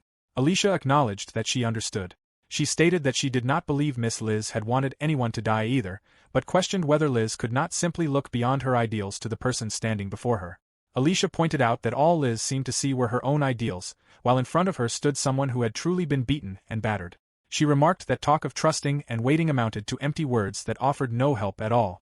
Alicia explained that she also did not believe violence was justice. However, she accepted the reality that refusing to fight back would leave her unable to protect herself. She admitted that if she ever found herself in the same situation again, she would not hesitate to draw her sword. Liz attempted to continue reasoning, but Gale stopped her, saying there was no point in continuing the discussion. He remarked that Liz still did not understand what was truly important. He reminded her that the students who had once bullied her had not changed their hearts immediately. Eric agreed, saying that Liz's sincerity had eventually reached everyone and that she was right in the end. Alan added that if she continued without giving up, he was certain Alicia would eventually understand. Liz was moved and emotionally called out to everyone. Duke then turned to Liz, asked whether they had reached an understanding, and stated that they would take their leave. Alicia was caught off guard when Duke lifted her into his arms. She protested and pleaded not to be treated like a child. Duke calmly told her to settle down, explaining that he had already prepared a carriage for her. As Liz watched them leave, she noticed something about Duke and Alicia. Gale remarked that Duke had always thought of Alicia like a younger sister because they had known each other since childhood. She observed that although Duke often acted cool, he also had a gentle side. Liz admitted that she had been worried because Alicia had seemed unable to make any friends, adding that knowing Duke cared about her as well made her genuinely happy.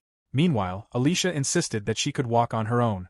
She pointed out that she wanted to check on Jill and questioned whether Duke intended to make Jill watch his master walk while serving as his attendant. Duke clicked his tongue in annoyance. Still carrying Alicia, he told her to rest because she had been through a great deal. Alicia protested that Jill's injuries were worse than hers and questioned whether Duke was not taking things too far. Ignoring her objections, Duke told Alicia that she was free to do as she wished, but firmly warned her never to do anything that placed her life in danger.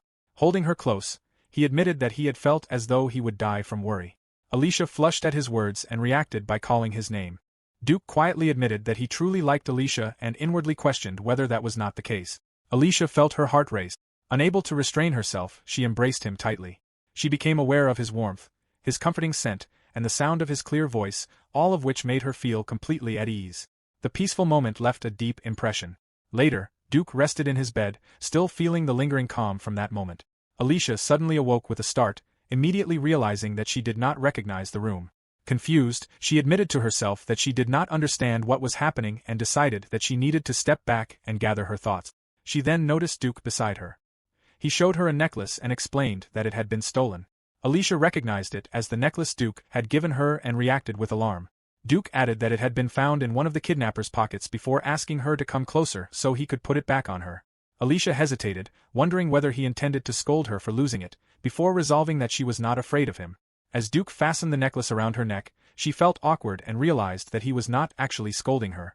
She struggled to find the right words, growing increasingly flustered as their faces drew closer. Duke softly called her name. Alicia stared at him, completely captivated, and was on the verge of kissing him when someone suddenly called her name. Jill entered the room, expressing his relief that Alicia had finally awakened. He then noticed something unusual and asked what was wrong. Alicia explained that she had simply been surprised to find herself in an unfamiliar place. Henry arrived soon afterward, checking whether everyone was alright after hearing a loud noise. He explained that they were in the royal palace and that Alicia had been sleeping in the prince's room. He added that everyone had been worried because she had not awakened even after her injuries had healed. Sitting beside Duke, Henry remarked that he had no objections to Duke as a match for his sister and would consider it an honor. However, he questioned whether Duke and Alicia had come to an agreement and whether Alicia had fully given her consent. Duke replied that he had not touched her. Nearby, Alicia spoke with Jill. She pointed out that his injuries had been worse than hers and asked whether he had recovered. Jill confirmed that he had and remarked that Alicia had actually been the one who had been more exhausted. Alicia suddenly remembered her missing tooth, realizing that she must have lost it during the fight. Jill explained that he had picked it up because he knew it was important, mentioning that teeth were said to hold many memories. He wondered whether it could be magically reattached. Alicia admitted that doing so would be difficult and added that it did not really matter because it had only been one of her rear teeth. Jill insisted that he wanted to keep the tooth because he did not want to forget what had happened that day. Alicia looked at him in confusion as he earnestly begged to have it. Jill confessed that he had been frustrated because, despite being Alicia's attendant, he had been unable to help her. Alicia reassured him that the attackers had been targeting her and that Jill had merely been an innocent bystander caught in the incident. Jill declared that he wanted to become strong enough to protect Alicia as well. Duke agreed, remarking that Jill would grow into a fine man. A moment later, Jill pointed out that Duke was still not dressed, and Duke absent-mindedly acknowledged the observation. Sitting in a grand room, Alicia tried to recall the name Neil of the Johnson family. Henry confirmed that they had never met before and explained that Neil was an avid follower of Liz who had been glaring intensely at Alicia during the Rose Garden party. Jill angrily remarked that Neil had caused all the recent trouble simply because he believed Liz had been wronged. Alicia listened thoughtfully and commented that the situation was actually very good. She noted that the Johnson family had already bested her, but vowed that she would not let them get away with it. She then wondered what they should do next. Henry admitted that he had already seen Neil being beaten nearly to death by Duke. Duke explained that the royal family had already taken formal action against the Johnson family. Alicia and Jill reacted with surprise. Duke explained that, after stealing the magic sealing collar, the culprit had guided outsiders into the academy and endangered a student's life. Since the incident had gone far beyond the scope of an ordinary student dispute, the offender had been charged with a felony. Alicia listened, realizing there was nothing left for her to do even though she had been the one wronged. Reflecting on the incident, Duke admitted that he believed his father had been involved.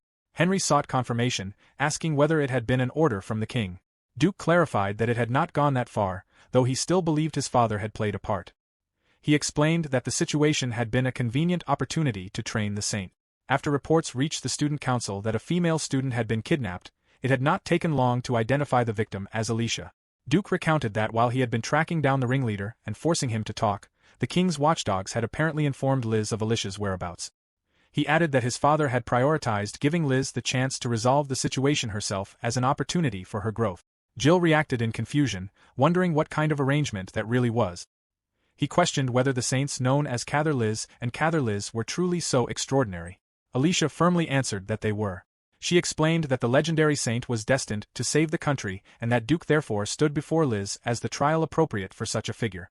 Henry remarked that Alicia seemed to be genuinely enjoying the discussion.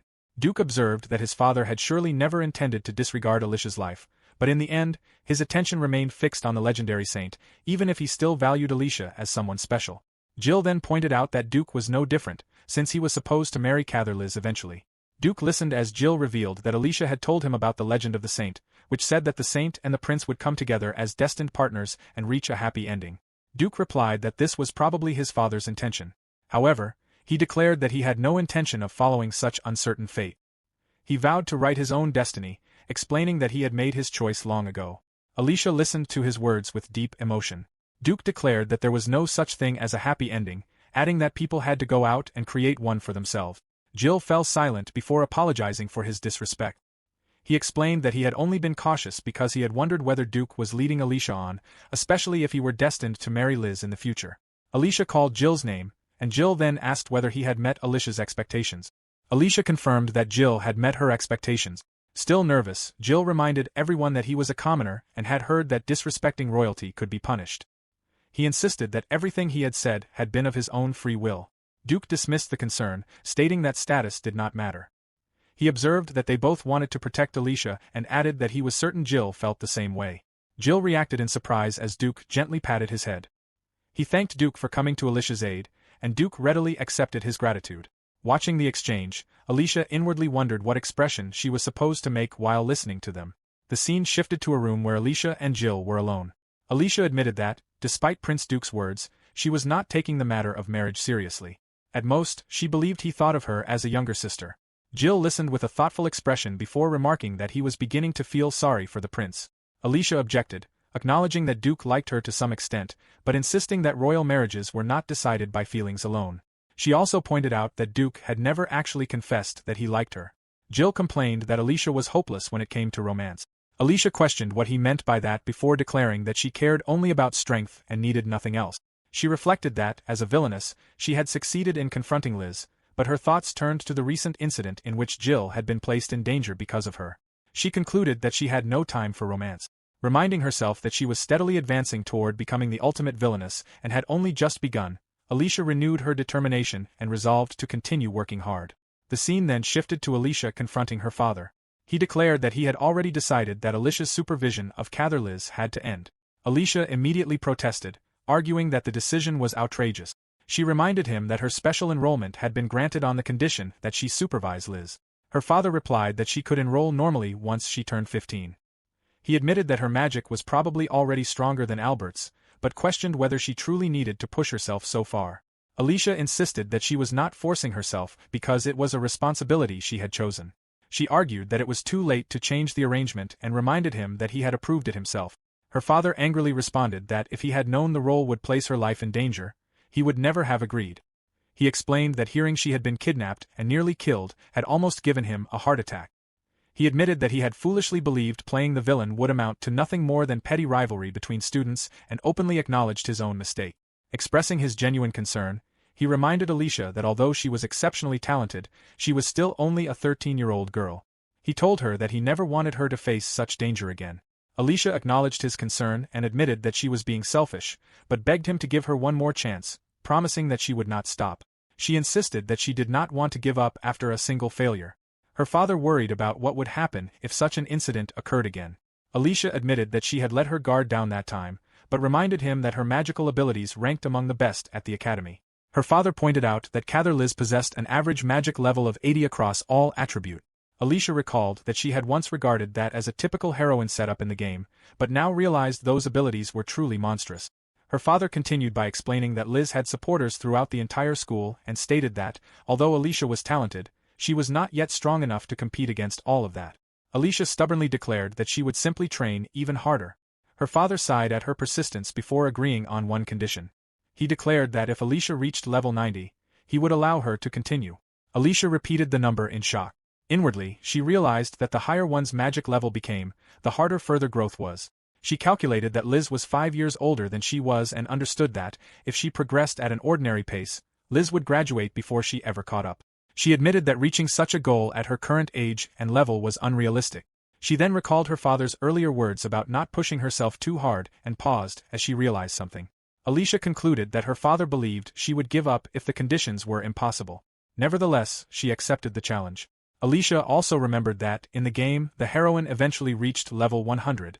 She protested that it was unfair for her father to change the conditions after already agreeing once and pleaded with him never to do such a thing again.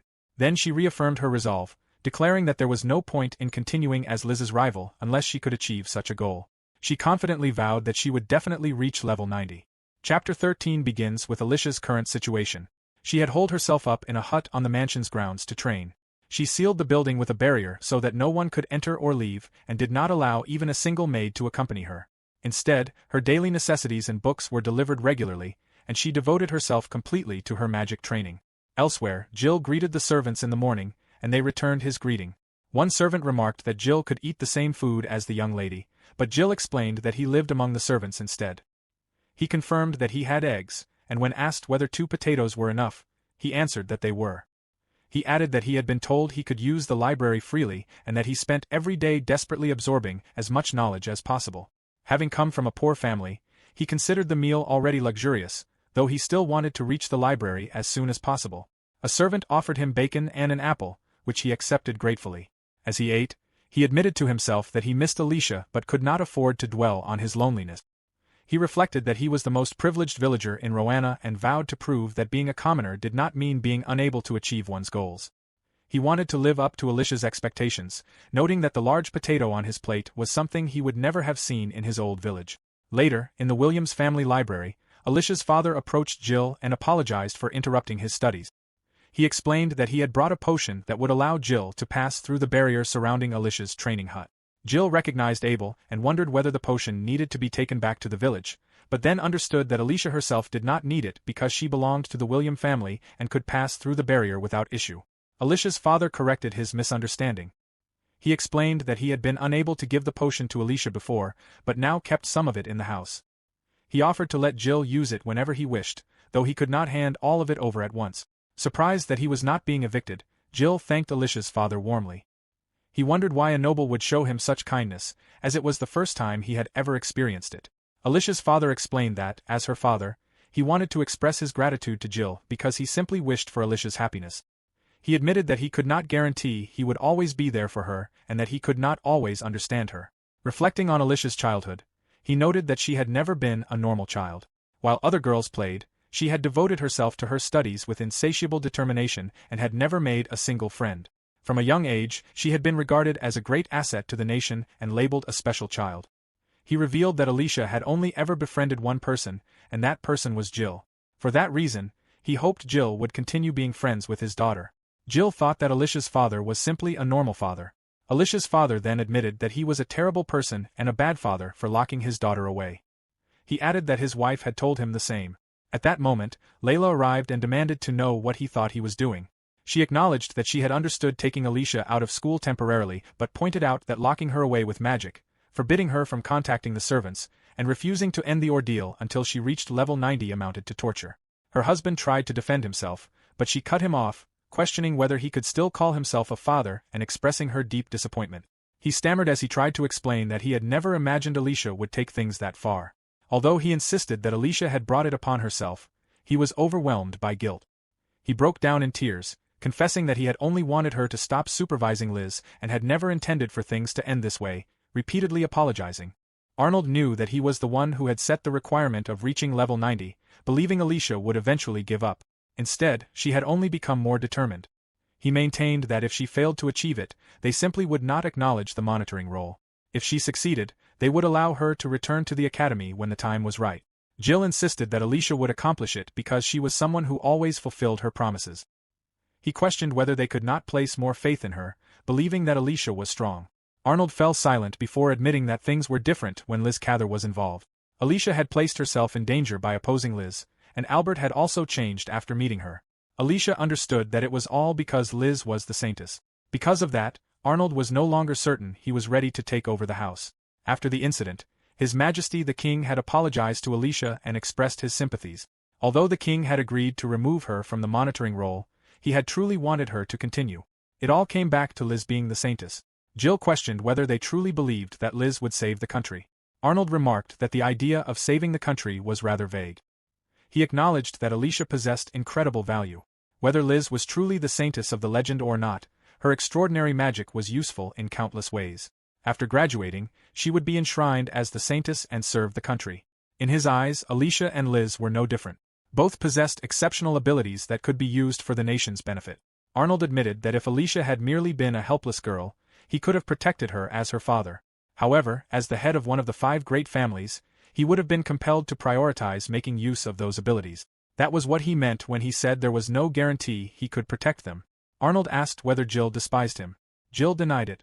He believed Alicia was not a helpless girl meant to be used. If anything, He considered Arnold somewhat too lenient.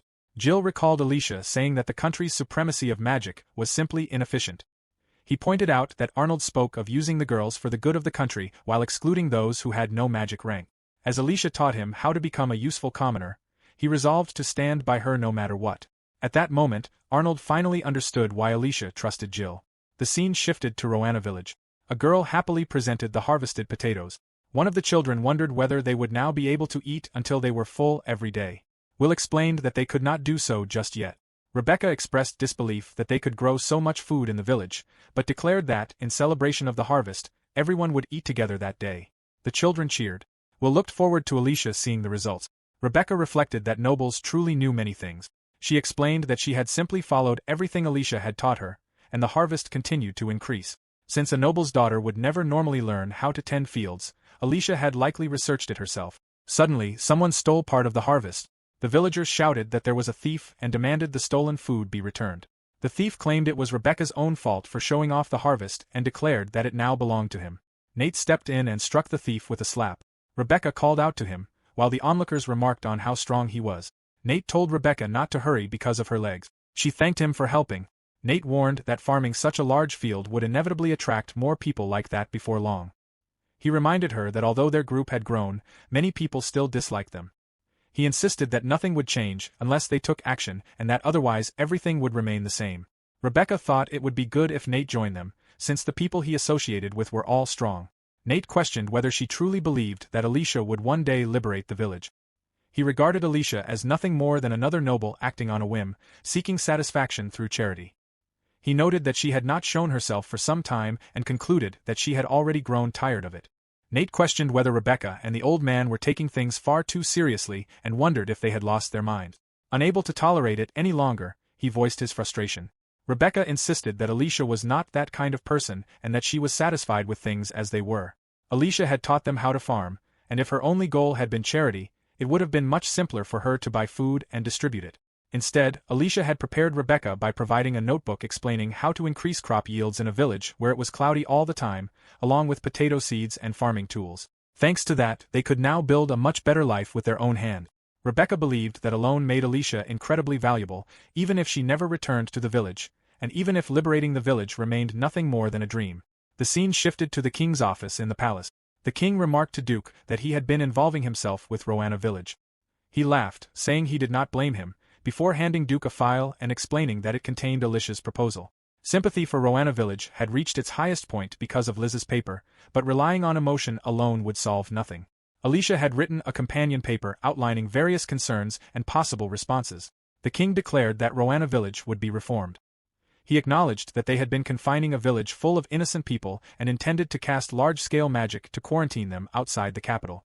Liz had been correct in calling it a humanitarian issue, and, as Alicia had pointed out, it was also a waste of magical resources and land. It would have to be addressed eventually, though it was not an immediate priority. The king reflected that there was always an overwhelming number of matters of state awaiting judgment, causing generation after generation of kings to postpone the issue. He then praised Duke as an excellent prince, even better than himself, admitting that he had delayed the matter far longer than Duke would have. He considered that perhaps something good might happen if their positions had been reversed. Duke suggested that perhaps the king should get some rest. While Roanna village was certainly a problem, the king also had countless responsibilities, and that situation itself needed improvement. Even trivial local administrative matters required instructions because the guidelines were too broad. The time needed to make every decision had become a major reason the country's development was slowing. Duke proposed allowing local officials a little more discretion. The king smiled, pleased that Duke shared the same opinion, though he admitted the criticism struck close to home. Duke acknowledged that his father currently lacked the time to reform Roanna village and offered to take responsibility for the task if it were entrusted to him. After a brief hesitation, the king agreed. He reflected that he could hardly believe their generation would be the one to lead the reforms of Roanna village. Only a few years earlier, no one would have believed such a thing possible. It seemed they all stood in the midst of the ever-changing crucible of history. Time passed, and Jill continued studying in the library. 2 years had gone by since Alicia had begun her training, and only 1 year remained until Liz Cather's graduation. To be honest, because it was Alicia, part of him had expected her to accomplish her goal with superhuman speed. When she turned 15, she had been asked whether she wished to return to the academy, but she had refused, saying she was content where she was. Alicia had continued to improve. Jill resolved that the next time they met, he would show her how much he had grown. While studying in the library with Henry, Rosetta arrived and called for Jill. She acknowledged Henry upon seeing him there. Henry wondered what had happened, and Rosetta informed them that Lady Alicia had just completed her training. Jill reacted in surprise and immediately ran out. He noticed that the barrier had disappeared. Entering the room, he found Alicia, who observed that he had grown taller. Chapter 14 continued with the first meeting between Alicia and Jill after 2 years. Jill had not seen Alicia during that time and did not remember her being this beautiful. He could not help but feel intimidated by her mature appearance. He felt there was so much he wanted to tell her, yet he did not even know where to begin. Alicia felt the same way and decided they should simply start somewhere. Alicia announced that they would go to Roanna village first. Jill was surprised and wondered if they should not return to the house first, since Rosetta and His Grace were waiting. Alicia explained that she wanted to go to the village as soon as possible because that was exactly what she had been working so hard for. When Jill asked if this was because of the monitoring role, Alicia confirmed that it was, as she had finally achieved it. The moment Alicia saw Roanna village, she was astonished. It was completely different from the last time she had visited. Jill remarked that the village was much brighter now. Rebecca noticed Alicia and happily greeted her after such a long time. She was delighted that it was truly Alicia and felt as though she were dreaming. Rebecca explained that Roanna village had changed greatly over the past 2 years and was certain Alicia would be surprised after hearing everything that had happened. Alicia asked if Uncle Will was home. Rebecca explained that Will was working in the field and left to call him. Alicia then noticed Nate and asked who he was. Nate introduced himself as someone who served as a guard around the village. Alicia introduced herself and identified the child beside her as Jill. Nate replied that he already knew and asked if Alicia was the reason the village had become better off. He thanked her, saying that this year he no longer had to watch the children starve to death. Despite his gratitude, Nate admitted that he did not trust Alicia at all. He questioned what she truly wanted and what she stood to gain by helping the village. He acknowledged that Rebecca genuinely believed in Alicia, but if she was only acting on a whim, he was prepared to take action against her. Alicia remained calm and instructed Nate to draw his sword. Nate was shocked that she had responded that way despite everything he had said. Alicia stated that he did not know her well enough to judge her. Nate answered that he did not know her either, making it the perfect opportunity to see how skilled she was with a sword. Alicia asked whether he was a guard. Nate replied that he would not stoop so low as to fight a noble young lady and dismissed her as a weak girl. Alicia borrowed a sword from someone nearby and suggested that they duel with something else instead, expressing confidence in her own abilities. Nate warned her not to underestimate him and told her not to regret it if she was hurt. Not long afterward, their duel began as the villagers gathered around to watch. Rebecca arrived and wondered what was happening. In the next moment, Nate was already on his knees, prompting Rebecca to call out his name. The crowd was stunned, with some wondering what had just happened. Others found it unbelievable because Nate was known as the best fighter in the village. Some believed Alicia must have used magic, while others condemned her as a coward. Nate immediately denied those claims, insisting that Alicia had not used any magic at all. Rebecca questioned both of them about what they had been doing before turning to Nate and asking what had happened. Alicia explained that Nate had refused to trust her because she was an outsider, so she had simply demonstrated who was stronger. Alicia then explained the reason for her victory. She said she had been blessed. As the daughter of a noble house, she had everything she could ever need. If she wished to learn swordsmanship, she could receive instruction from a first-rate teacher and devote herself to training all day without any concerns. Nate reacted with confusion.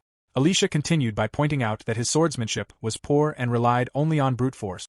She observed that, if he had received proper training, he would not have been a match for her, although he remained strong because of his natural talent for fighting.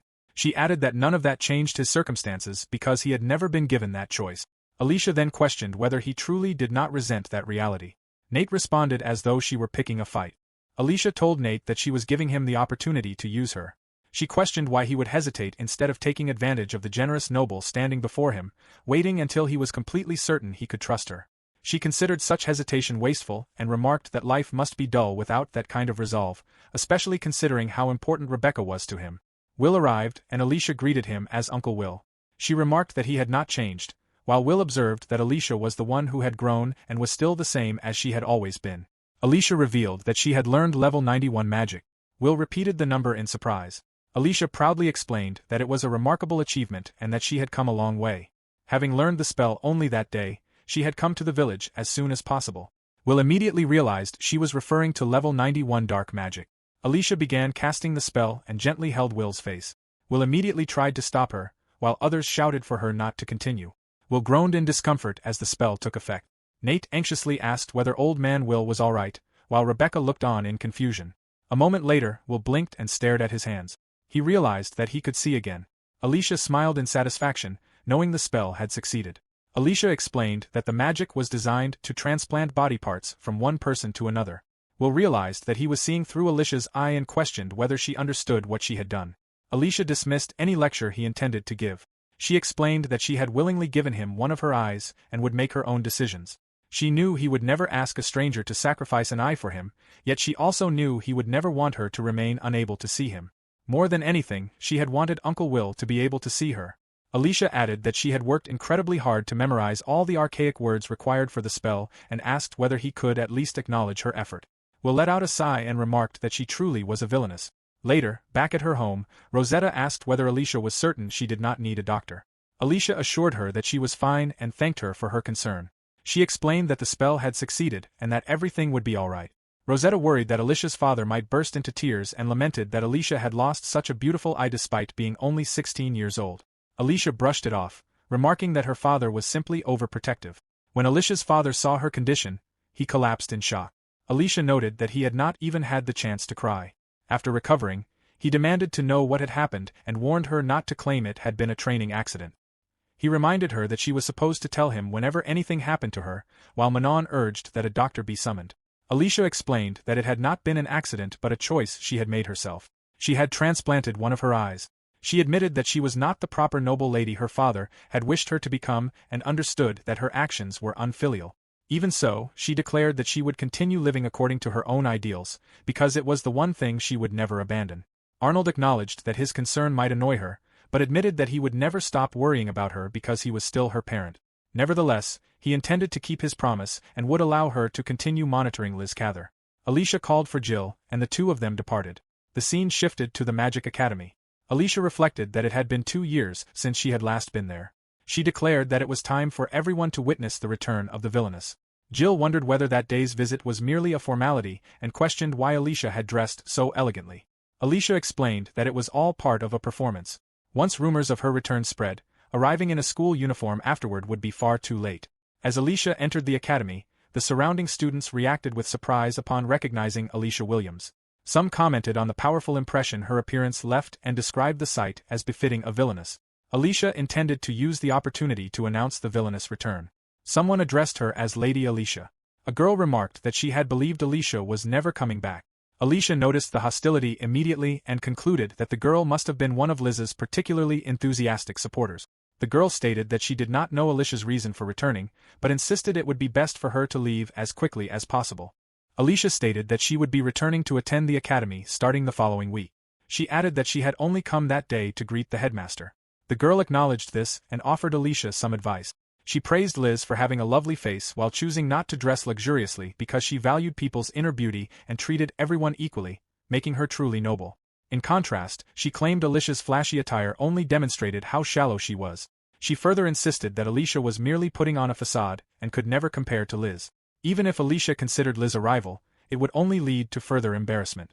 Alicia smiled and agreed that what was inside a person mattered more than outward appearances, calling that way of thinking admirable and very typical of Liz. She observed that it would be ideal if everyone truly lived by that belief, but in reality many people still judged others by their appearance. The girl reacted in confusion. Alicia pointed out that the girl had immediately assumed, based solely on Alicia's elegant clothing, that she cared only about appearances. Alicia then asked what the girl's impression would have been if she had arrived dressed the same way the girl was. The girl was left speechless. Alicia observed that, despite being an aristocrat, the girl was covered in bristles, her hair was untidy, and there was even sleep crust around her eyes, making it seem as though she had not washed her face. Altogether, Alicia judged her to be uncouth and completely unpresentable. The girl angrily accused Alicia of being rude and insisted that Alicia should look at herself instead. She maintained that she did wash her face and explained that Liz had told her she was beautiful just as she was, so there was no need to improve her appearance. Alicia remarked that the girl must be very proud of hearing that. She then questioned the unnatural hair hanging over the girl's face and wondered whether Liz had ever specifically complimented her freckles. Alicia concluded that Jane was simply avoiding the effort of improving her appearance by using Liz's words as an excuse. Liz arrived and called Jane's name. Jane immediately turned to her and complained that Alicia had been looking down on her because of her appearance, calling Alicia cruel. Liz reassured Jane that she was a lovely person. Alicia greeted Liz, noting that it had been a while. Liz observed that 2 years had passed and expressed a desire to hear what had happened between Alicia and Jane. Jane questioned whether Liz did not believe her, but Liz explained that she had not yet heard Alicia's side of the story. Alicia admitted that Jane was telling the truth and stated that she had merely pointed out how pathetic Jane looked. She reminded Liz that she was a villainess and asked whether Liz understood that as well. Liz replied that it did not matter, although that still did not justify being rude. She expressed regret over what had happened 2 years earlier when Alicia had been kidnapped. Alicia explained that she herself had not understood what was happening at the time and had stopped attending the academy for her own reasons. Liz noted that Alicia had indeed stopped coming to the academy after that. The surrounding students wondered why rumors claimed Alicia had shared a bed with the prince, and said that she had been expelled because of her bad attitude. Alicia clarified that she had not secluded herself because of heartbreak, adding that the excuse no longer mattered anyway. Liz regretted that she had not comforted Alicia and apologized. Alicia replied that she knew Liz hated her and did not need her sympathy. Liz explained that she had genuinely believed everything had simply been part of strengthening friendship.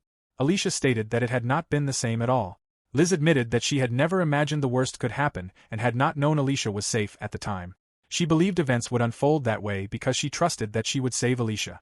Alicia wondered whether Liz now realized that she was the heroine and noted that she was not. Chapter 15 continued with the confrontation between Alicia and Liz. Alicia questioned whether Liz had known about the kidnapping incident in advance. She recalled being told that Liz had not been involved in planning it and began to wonder whether Liz might be another reincarnator like herself. Alicia reflected that Liz was supposed to be the heroine of the game, yet she showed no concern over how different Alicia was from the original version of the Villainess. There had never been a scenario in the game where the Villainess was kidnapped. Liz explained that she was not referring to any plan or specific event. She described herself as simply being a lucky girl whose life had always gone her way since childhood. Everything she had believed in had eventually worked out. She believed it was her mission to make people happy, which was why she wanted Alicia to trust her as well.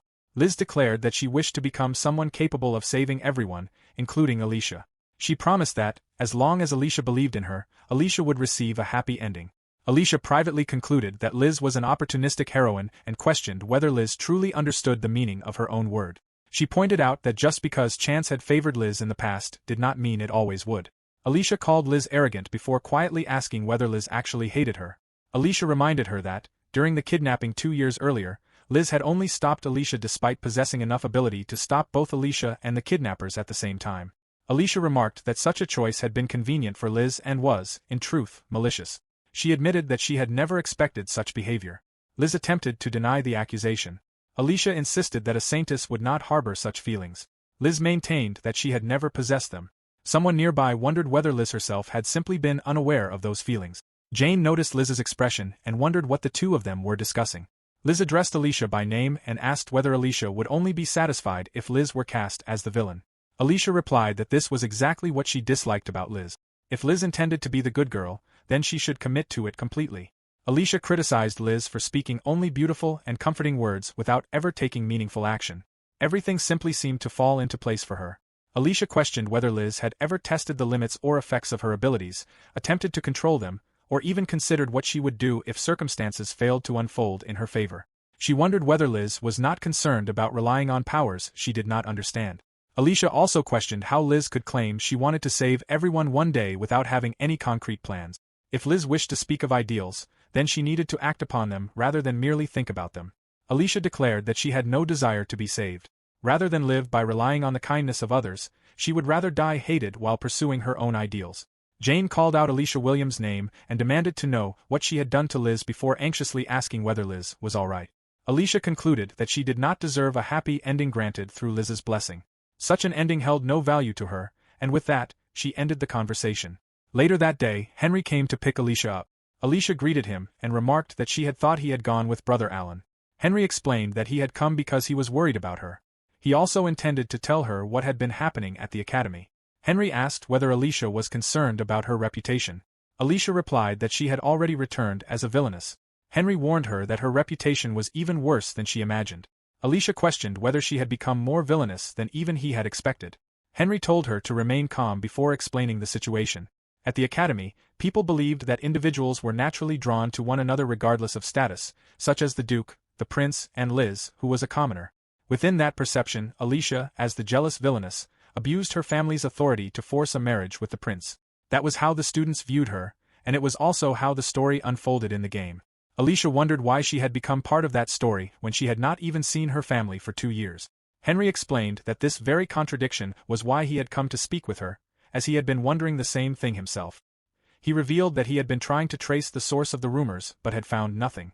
Alicia asked whether he had been unable to identify the person responsible for spreading them. Henry explained that there was no mastermind behind the rumors. Although it was true that Duke and Liz's relationship had deteriorated, the students had witnessed it themselves and naturally concluded that Alicia was responsible. He admitted that the situation would have been much easier if someone had intentionally been spreading false rumors from the beginning. Henry revealed that he had done everything he could to correct the stories, but the students only praised him for being too kind and pitted him for having a sister like Alicia. His efforts improved only his own reputation, while Alicia's remained unchanged. Eventually, he gave up. Among the students, anything that went wrong involving Liz was immediately blamed on Alicia, and they had begun to find it unsettling. Jill wondered whether someone might actually hold a grudge against Liz and was using Alicia as a convenient scapegoat. Henry pointed out that the conflict between Duke and Liz was their own problem from the start. Since the two of them could no longer interact with each other, the academy had become flooded with negative rumors about Alicia. Duke was behaving like a wounded beast, desperately trying to close the distance between them, while Liz continued acting recklessly. Jill wondered whether Liz was finally receiving the consequences of her actions. Henry explained that Duke had lost his temper, leaving the student council in an awful atmosphere. Alicia observed that, as president and vice president, they naturally held important positions. Henry admitted that he could not understand how Liz managed to attract so much support and suspected she must have some hidden method behind it. He warned Alicia to remain cautious. Jill suggested that Liz might somehow be using magic capable of controlling people's hearts. If such magic existed, it would explain everything, although he still doubted the idea. It was also possible that people simply admired Liz that much because they believed she was a good person. Alicia reflected that Liz was, after all, the heroine. She then wondered whether she herself was hated simply because she was the villainess. Rather than discouraging her, the thought only made Alicia look forward even more to returning to school. The scene shifted to the Magic Academy's faculty office. Alicia thanked Mr. John for permitting her to transfer directly into the senior year. After reviewing her examination results, Mr. John explained that the decision was only natural. He added that the first-year curriculum would undoubtedly have been far too easy for her. Mr. John explained that the senior year represented the Academy's highest level of education and encouraged both of them to ask questions whenever they had any. He also confirmed that Jill would be permitted to serve as Alicia's attendant. Mr. John admitted that he had been surprised to learn Jill was only 11 years old. Jill thanked Mr. John for allowing him to take the examination as well, although he felt he could have performed better. Mr. John remarked that he was uncertain whether Jill could be treated exactly the same as a regular student, but noted that both of them would receive the same set of problems to solve. Mr. John commented that, as expected of the Williams family, Alicia must have received excellent tutors. Alicia corrected him by explaining that Jill was entirely self-taught. Mr. John expressed surprise at that revelation. Alicia praised Jill for everything he had accomplished through his own efforts and admitted that she looked forward to seeing what he would achieve in the future. Mr. John lamented that Jill was only a commoner and remarked that he would surely have earned a great reputation if only he had been able to use magic. After leaving the faculty office, Jill reflected that he had assumed the ability to use magic directly affected one's academic capabilities. Alicia explained that this was not the case. Instead, she told him that the educational system, especially higher institutions and future employment, simply barred anyone incapable of using magic from entering. That was how society functioned. Suddenly, both of them sensed a surge of magic. Alicia reacted in surprise upon recognizing Prince Duke's presence. The moment she saw his expression, she wondered whether he was angry. Duke reached toward Alicia and immediately questioned the eye patch covering her eye. Alicia winced in pain. She remarked that, after 2 years apart, she had hoped his first greeting would not consist of suddenly appearing and interrogating her. Duke pointed out that Alicia was the one who had disappeared for 2 years and told her not to treat him like a fool. He demanded to know what had happened to her eye and wondered whether one of her spells had gone wrong. Alicia explained that she had given her eye to someone else and added that it had nothing to do with Prince Duke. Duke was stunned and questioned how such a matter could have nothing to do with him. He confessed that Alicia had no idea how he had felt while watching over her all that time. Alicia wondered whether he was truly angry. Duke explained that Alicia had been playing the role of the villainess since childhood and that he knew how much she had enjoyed it. His thoughts trailed off as he questioned whether he was wrong to feel this way if this was truly the life Alicia wanted. Unable to determine whether Duke was angry or saddened, Alicia felt she should say something but could not find the right words. Instead, she found the entire situation bothersome. She replied that she did not remember ever asking Duke to watch over her. Duke fell silent in realization. Alicia continued by telling him not to force his own wishes onto her, though she immediately realized those were not the words she had truly intended to say. Duke apologized, admitting that his emotions had gotten the better of him, before leaving. After Duke departed, Alicia realized she had made a mistake. Jill noticed something was wrong and remarked that her behavior had been unlike her.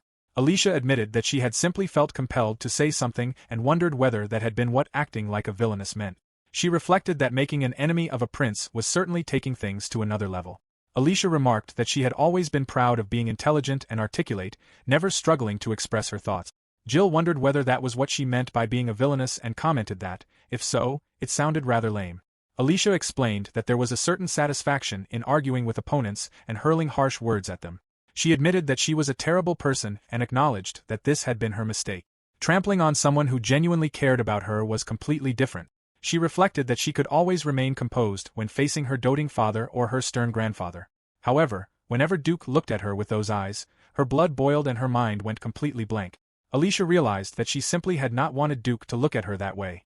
She admitted that, whenever she had to confront Duke, she could never bring herself to do it.